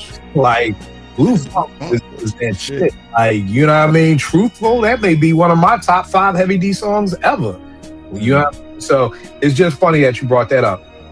All right, I don't know if y'all have this, but I've got 2 of these. And what these are alley-oops to people who I thought were gonna be dope, and they ended up not being dope for various reasons. One of them is The Roots with Dice Raw on that joint, The Unlocking. Man, when I heard that, I smashed a metal chair across your back, crack. I was like, God damn, who is this young boy? But I'm not gonna hold y'all. I've never Dice dropped the album. It was whack. I ain't even gonna hold you. It was whack. You know what I mean? Always been good for a verse on a Roots song, but after hearing that, I thought he was gonna be next. Another joint, Veg, you brought up his name, Kid Hood, again, because he passed away. You know what I mean? But after I'm hearing him set off Scenario like that, I'm a bad man. Shit, I'm wild like Larry Davis. When I heard that, I was like, oh, this nigga tripping. And like you said, Veg, like everybody else just happy rapping. This nigga like, yo, you know what I mean? Like, yo, I'm gonna grab my dick. Like, nigga, on a Tribe, did somebody just say I'm gonna grab my dick? On a Tribe Called Quest song? Yeah. Like, who is this dude? It was, you know what I mean? So, I mean, those were just two. Did anybody have any joints? Anybody who you was expecting that was gonna be dope? AG, but didn't pan out that way? This is just off the top of my head because I didn't know you was doing that topic, but for me it's bringing up Nas and LES again was Quan, and granted it was due to like legal stuff, you know, he got locked up or whatever, but I mean, he got the look, he got the single, you know what I'm saying, the video with Just a Moment, all that, like got signed to Nas's label and was ready to, like, you know what I'm saying, kind of be next up, so to speak, or whatever, but you know, just didn't pan out. That's a dope pick. Now tell me this, y'all, because I was doing so much research on this. I don't think I've seen an R&B alley-oop, meaning I'm Mary and I'm gonna put on my homegirl who I'm about to sign to my label, or I'm Joe and I'm about to put on this young boy Chico DeBarge because that's my nigga. Like, it seems like all the R&B collabos are based off of like both people are already on. Like, it's not like no intro. Like, you know, like intro is gonna be like, yo, this is my young boy who I'm about to sign. Because to be honest, most of the alley-oops in hip hop was about I'm about to sign this person. You know what I mean? For the most part, like it's like, yo, or I mean, not all of them, because Nas didn't sign AZ, but Dre and Snoop, you know, EPMD with Redman and Keith Murray. Usually, you're either co-signing somebody who's in your crew, like JB's did with Q-Tip on the promo, or you were signing them to your label. Can y'all think of anybody in R&B when that ever happened? AG? Well, not necessarily R&B, but like I think, and this is where we need JR, right? I think in the R&B sense, like it might not be featured on a track, but it might be you do background vocals for somebody. You know what I'm saying? And then, like, you know, because JR would be able to know everybody who did background vocals, right. Or you come up as like a vocalist that tours. She ain't R&B, but a lot of people don't know that Sheryl Crow used to be a vocalist on tour for Michael Jackson before she before she made it on. You know what I'm saying? During the Bad tour, she was like one of his, you know, backup singers on stage. So, you know, I think R&B is more of a situation like that versus a collaboration on the same track, so to speak. Nah, you just said it. The boy from Sinners, he was background singer for her. Okay. Yeah. The young boy. Oh, I ain't know that. Yeah. Okay. Nah, I think AG, that's it right there. That is the alley-oop. So I remember, what was it? Angie Stone and Anthony Hamilton were background for D'Angelo. And so, I think you pegged that right there. And it's funny because I've always wondered, do you pick your background singers? Because I'm sure it's different for different people, but I've heard that like it's like, you know, your team is doing it's almost like interviewing somebody for a job. Like you'll come in kind of at the end and it's like, okay, these the 5 that y'all picked. Okay, you dwindled the 20 down to these 3. Okay, let me pick or whatever like that. But you know, I'm always wondering, did D'Angelo be like, yo, I like this boy Anthony Hamilton. Come on over here and sing backgrounds for me, or was it just like it just so happened, you know, that the team found your background singers? It's a combination of that, because I think for you and Spence, I mean, you think about Mike Bivins, he put on Boys to Men. You know what I mean? That's That's one that's in your face. Even from Philly, you got Teddy P, who used to be a drummer for Melvin and the Blue Notes until he started, you know, catching the wind to sing a little bit. To AG's point, you know, a lot of that came from just being able to be a crooner in the background and kind of be like, not so much as the background vocalist, but just more so a background blender. Because you think about Tank, you know, Jamie Foxx put Tank on. Tank was background when Jamie Foxx was coming up, and you know they kind of reversed roles over time. You think about the guy, Duran Bernard. He just won a Grammy. You know, he was a vocalist for Erykah Badu. You know what I mean? So you got those guys who, like Prince. Prince picked his own entire ensemble.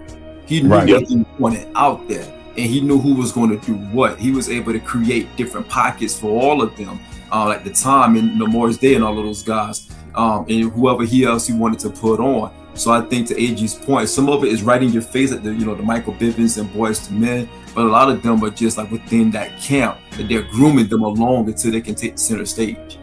Right. Yeah. They got their foot in the door. Right. Yeah. Veg, you was gonna say something? Yeah, I was gonna say, well, another one was Luther and Roberta Flack. I believe Luther sung backup. Background, right, for Roberta, right. Sometimes it's just really the type of it's really the sound, right? Like the sound of people's voices, and if you're gonna have 3 backup singers, how you want them to sound, backing up certain records. And obviously you scout talent and you bring people on, but sometimes it's not even somebody coming out of camp. It's like you auditioning and you could be fired, right? Like it just happens that way. Right. So it's a combination of things, but when you're talking about some of those greats from back in the day, and I assume D'Angelo was the same way, you're just looking for people who mesh with your sound and what you want in your live show. And that's you sitting there singing backup, or they giving you chances to do solos. Like when I saw and not on purpose, it was just clear the air, I don't hate her, but I saw Fantasia, right? And her fucking backup singers are phenomenal. Like, but you could tell what her goal was when she talked about them as they were like performing and doing solos. She wanted people who could sing just as well as her. Right. You know what I'm saying? So when they were taking turns, I was like, God damn. But when you do that at a show, you stand out. Somebody see you, maybe you get a situation, and now you have an album. But yeah, sometimes it's just work. Right. And that's dope. That's dope, like you said about Fantasia, because there are artists who's like, I don't want these motherfuckers singing better than me. So Right. You fired, you can stay, but turn that shit down next time I give you a solo. Don't be trying to steal the goddamn show out here. And to that point, we have to also understand R&B, you have to have a certain look. You can be an amazing singer, an amazing crooner, all of that. But if you get that aesthetic that record label is looking for, they're not going to allow your vocals to match your face. They'll probably have you as a really true backup because you may not fit what they want to entice.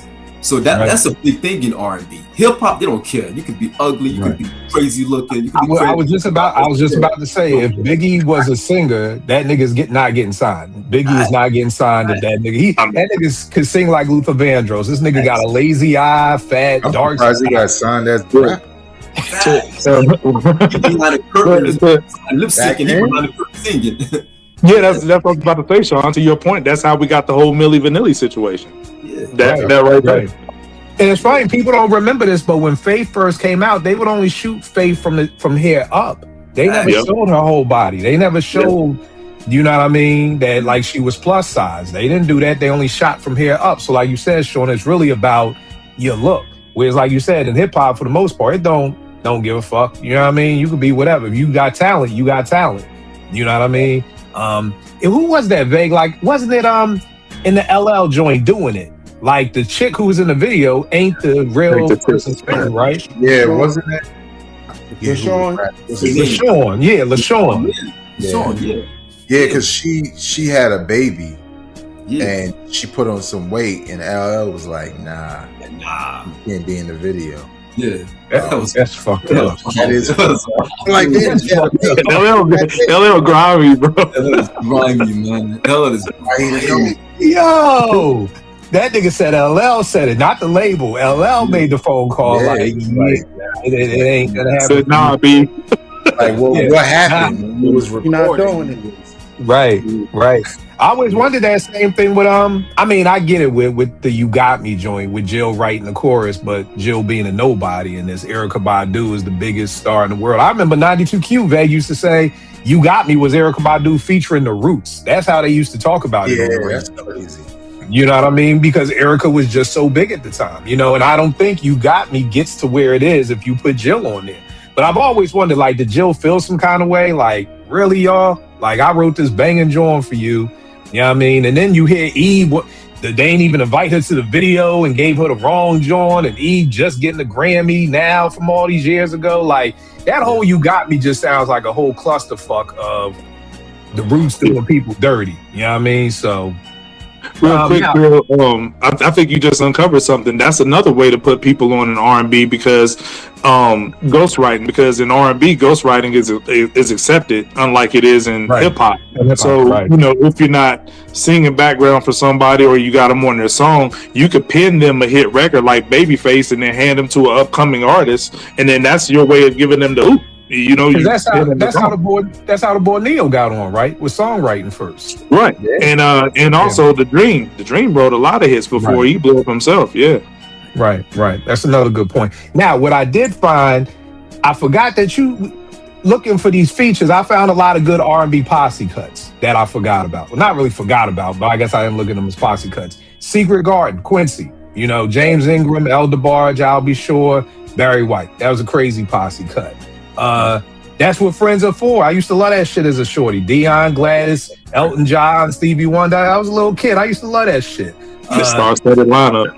Yeah, I mean, and then you got Elton John in there. Like, where he come from? Like, yo, he get down with Stevie and these niggas. Like, Elton, a real nigga. You Will Know from Jason's lyric. You know, written by D'Angelo. I just call that shit a bunch of niggas. I mean, everybody was in there. You got Phil Levert, Brian McKnight, Raphael Sadiq, Aaron Hall, Joe, Keith Sweat, Candyman. I was Candyman and Hall in the same room. Like, what the fuck? Yeah. For Williams, Stokely was on there. The Freedom joint. People may not remember the Freedom off the Panther soundtrack. It was in Vogue, Aaliyah, Mary, TLC, Queen Latifah, Light was on there. Slept On joint all the times off LSG's album with Faith Evans, Coco, and Missy. That shit is a banger right there, man. That whole album was fire. That was a banger right there. Now, does anybody know when was the first hip hop feature? Like, so we're talking about all these alley-oops.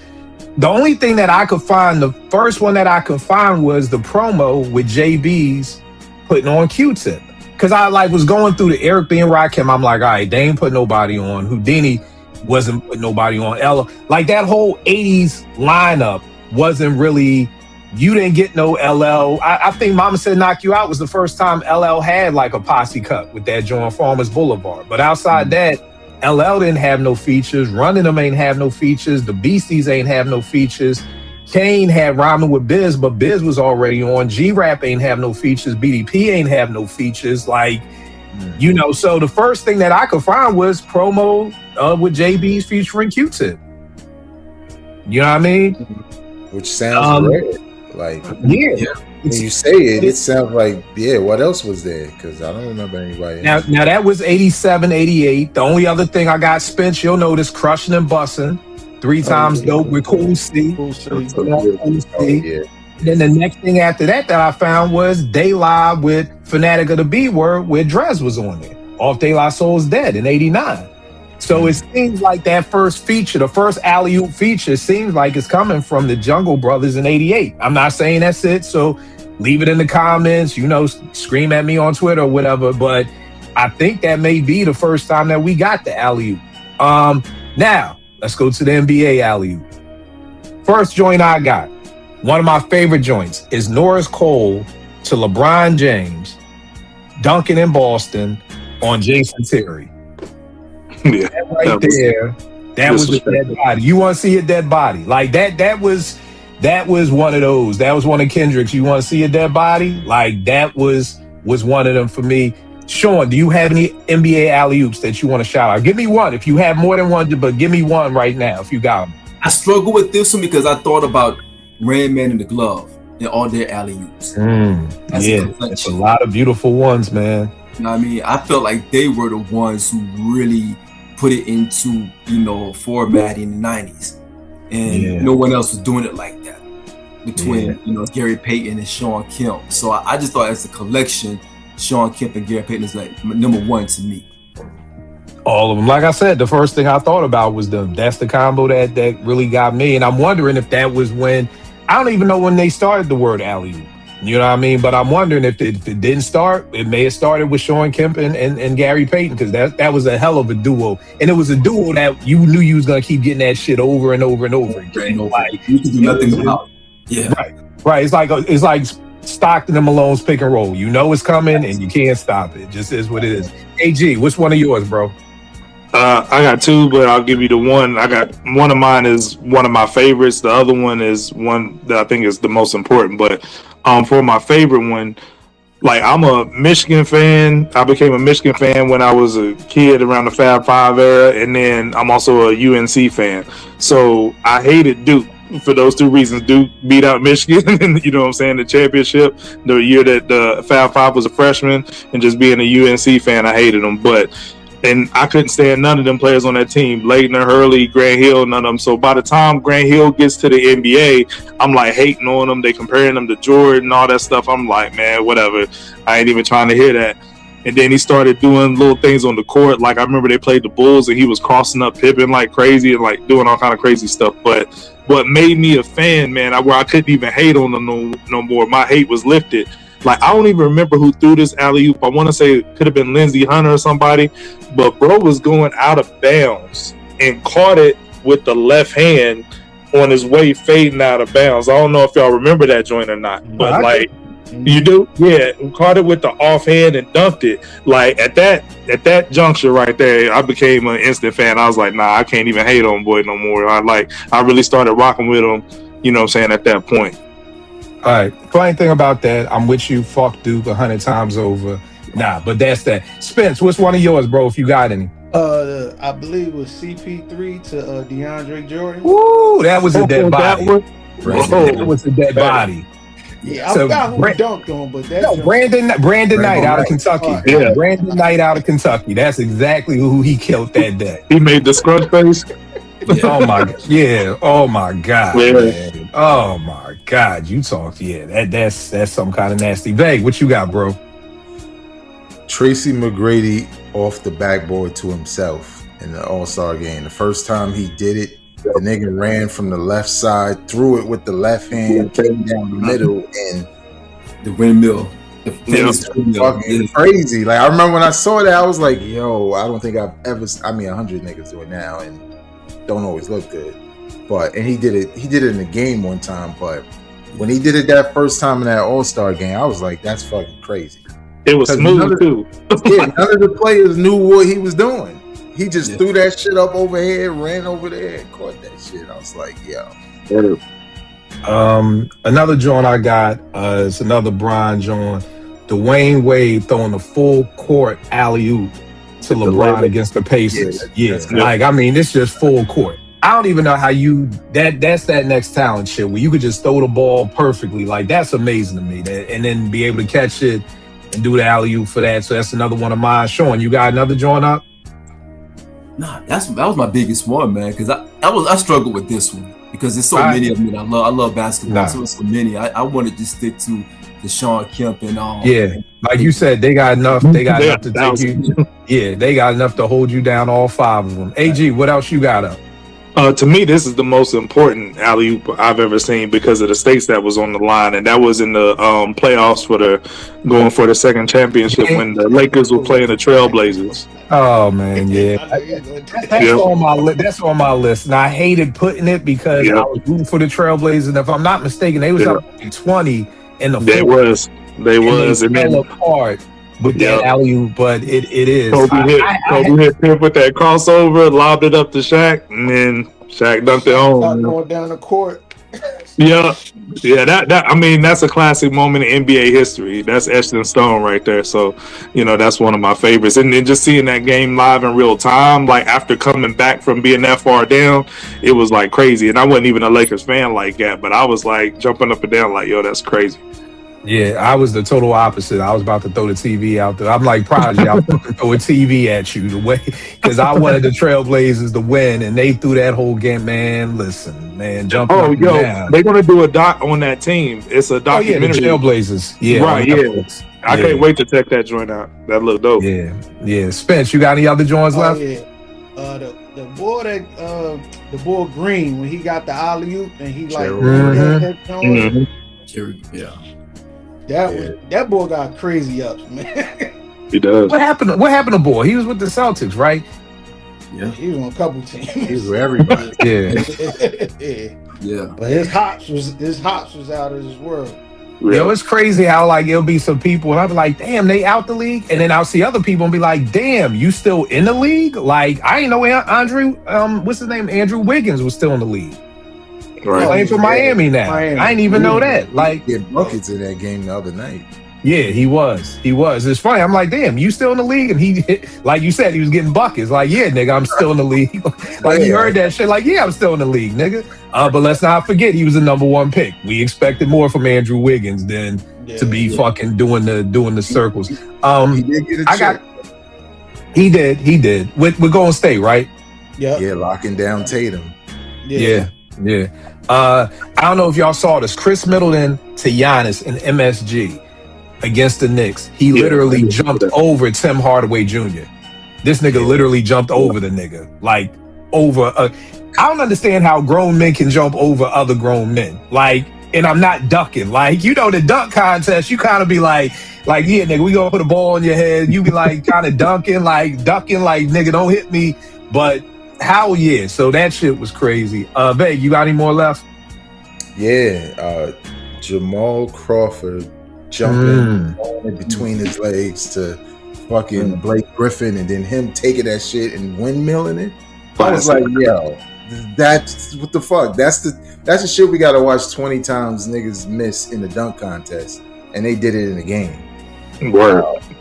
Shit was crazy. Like I still half these dunks. Y'all don't know, man. I be watching like top 3,000 dunks on YouTube like this, like wasting mad time just watching these shits over because it's so good. And the only one that I had left was it was Lamar Odom. I don't know who it was. It could have been Q Richardson. Threw the ball to Lamar Odom, who's like halfway turned around. He kind of just throws it like that to Darius Miles for the alley-oop. But it was like the pass to Lamar in the air already to another alley-oop to Darius Miles. Right. Yep. Which was crazy, man. It's fun. It's so crazy. Some of these names, man. I remember Darius Miles was supposed to be the next KG, and fucking, you know, me and T was just watching the Lamar Odom joint. She was like, "Was Lamar nice?" I was like, "Yo, Lamar was fucking nasty as shit." I won't hold you. When he, I hate the Lakers, so when he went to the Lakers, I stopped paying attention. But I'm like, Lamar. I mean, he was like, I don't know if y'all used to watch And1. He was like the Black Widow, like Alamo, God rest the dead. You know what I mean? Like a 6'9" nigga with New York handles, like 90s New York handles. Like this nigga at Rhode Island, like Lamar really. When hit the Sham got on board. It's smooth with it. Bruh. Like that, he was nasty. He was nasty. All right, so we did that. So yeah, if anybody knows, I would love to know if that's just crazy to me that if the Jungle Brothers would be the first fucking group to actually give somebody an alley-oop and put them on. You know what I mean? But right now it seems like that's it. Putting on Q-Tip. You know what I mean? So we'll see. Trust me, if I'm wrong, niggas on Twitter will definitely let me know I'm fucking wrong. Super old nigga gonna bring up, you know, what about Barry Wilson and Curtis Blow? On the remix to Basketball when right, like the remix. On the remix Basketball, you know, it's unreleased. Only niggas in the BX know about that shit, nigga. But that was the first one. Yeah, I mean, we're not talking about shit that your cousin's cousin did. We talking about shit that actually niggas heard outside of your city or your borough. Sean, give them all the info, bro. Where can they get at you, man? Yo, Jada Beast. You can also find me on AG's Twitter as well. I don't be on Twitter like that. I'm low key. When you find AG, you can find me. Right. AG, then where can they find you, my nigga? Adriel Green on Twitter. Got the Stoop Stories Discord popping. Yeah, that's about it, man. All right, Vay, where can they get at you, bro? You can follow me on social media at Vegas World INC. Check out my podcast, Hip Hop Now Podcast, weekly news and features podcast, right here on YouTube. All right, and Spence, where can they get at you, bro? 88 Spence on IG and Twitter. All right, no doubt. You already know this. Me, Kill 889, Twitter and IG. Y'all know I'm a bookworm. My favorite player for the past 10 years has been Mr. Curry right here. So just cop this joint, shot ready. Read the book. It's an incredible book. Truth be told, he has a book. I don't think this is the same book I read, because I read a book that this is more of a coffee table type book. But both books are incredibly dope. So this is a coffee table book. Haven't even dived into this yet. But the book I did read was dope too, especially if you were a Curry fan and everything like that. But good looking, y'all. Now, what's up, Spencer? Did I say something? Yeah, where you got Curry as far as point guards, or do you consider him a point guard? I don't consider him a point guard. And it's funny that you said that, because somebody just posted after last night, they was like, after last night, there's no way he's not the dopest point guard ever. And I'm like, he's the dopest shooter ever. To me, I come from the foundation that a point guard is a pass first individual. Right. You know what I mean? Right. So to me, point guards to me are CP3, Steve Nash, John Stockton, people who are passing the rock first. Magic. You know what I mean? Magic. He's the GOAT shooter ever. And I think it's just because we live in this positionless basketball now. Yeah. And I think I was talking to my man about today on the timeline, because he was like, yeah, he's not like a point guard like Stockton, such and Iverson. I was like, truth be told, Iverson is probably the one who started this shit. Because people forget Larry Brown had Iverson really at the 2. And then Eric Snow would come over and guard the team's 2 guard, and Allen would guard the point guard. So he really was the starting shooting guard for the Sixers that year that we went to the chip. And I think that kind of started it. Like, because, the NBA is just the same as the record industry. You make a hit, niggas want that same hit. To me, if DeJuan Wagner out of Camden doesn't get drafted without Iverson, because it was like, okay, so maybe we can draft the 6'3" nigga. Young boy. And it's like maybe we can draft a 6'3" shooting guard and kind of fuck around and make an Iverson. And to me, that's where Steph is. Steph is only a point guard because of his size. Like, I feel like that's the thing with the NBA now. If you're under 6'4", you're a fucking point guard. Like, I don't care if you have 0.1 assists for a fucking season, you're a point guard based off of how tall you are. Because if Steph was 6'6", he's not no point guard, or not even considered a point guard. But I definitely do think he's the GOAT shooter. Yeah, he's the greatest shooter ever. That's not even without a shadow of a doubt. And I was talking to my young boy, and I was like, for a lot of young boys, they grew up with positionless basketball, or they grew up with point guards taking 1,000 shots. So, somebody who's 40 and under never really got to see a Steve Nash and see how, I always said Steve Nash, that nigga was like Peter Pan. You go play with that nigga in Phoenix, you gonna fucking look fucking amazing. I'll never forget Tim Thomas. This is a true story. Tim Thomas got waived by the Bulls. The Suns picked that nigga up in the playoffs, and that nigga Tim Thomas had the playoff of that motherfucker's career. I remember that. Fucking left and went to fucking the Clippers, and he turned right back into the fucking reason why we waived that nigga in the first fucking place.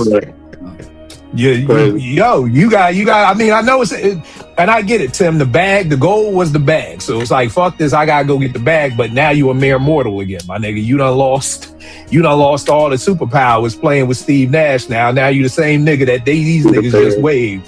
But that's when you play with J Kidd. That nigga's gonna make you look better than what you are. Like, and that's no disrespect to these people. Like, J Kidd made Kenya Martin look a lot better than what Kenya Martin actually is as himself, but you gonna say something, AG? Yeah, I just wanted to point it out real quick. If you was with us at the top of the show, for those watching, Sean was crying about me taking all his picks, but at the end of the show, he hijacked my whole Twitter. So I just wanted to point that out real quick. He hijacked my whole Twitter at the end of the show. So, while we at it, Kill, can I give a shout out to someone? Can I give a shout out real quick? Do your thing, bro. I want to shout out Veg. I was on my flight, listening to one of your episodes, Veg. I had to tap in a little bit to get to know you a little bit better. And you have an episode on the DNA albums, and you was talking about like the albums and the songs that describes you. And for me, being a hip hop head and being a music head, there are certain songs and periods that I can remember things off of. You know what I mean? Like, as I get older, I'm 46 now. You know what I mean? So it's like there's certain periods that I want to kind of go back into just to kind of think about those things and listen to that show that you did. Help me reflect on different things myself, as far as like just albums or songs that kind of made up my DNA, that kind of raised me and gave me the thought process that I have today. So I want to shout out to Veg and his content, because with Kill, Veg, and Spence, the things that you all do when it comes to just talking about hip hop, it's in its purest form. There's no performative work over here.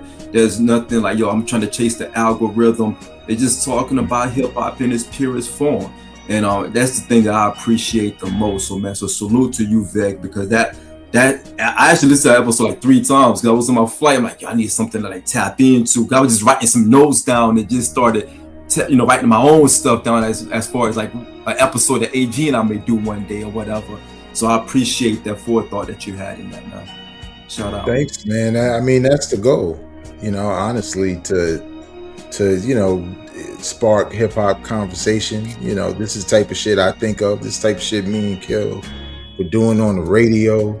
You know what I'm saying? And be more, we hip hop heads, and I may be the flashy of the two, because Kill was a nice guy.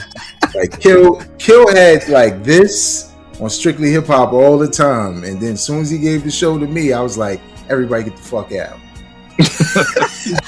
My intern, red.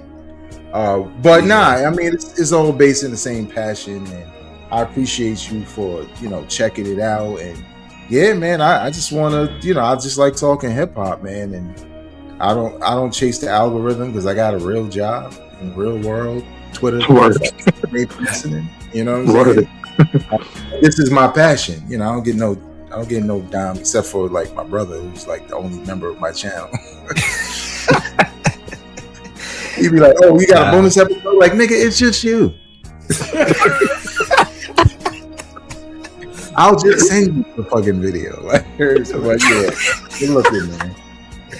Oh man, yeah. For people watching, me and Vague have known each other 30 years, going back to Morgan State. When I got married and was moving out of Baltimore, I needed somebody to lead a show to, and it wasn't even a thought in my mind who it was gonna be. That definitely was gonna be Vague, because the same way Vinny did for me. He left the show to me based off of, damn, I know this nigga Kill love hip hop. Same with Vague. Like, it was like, I know this nigga love hip hop. So the show is definitely gonna be in good hands. So yeah, definitely tap into everybody's content, and I will check y'all next week, good peoples.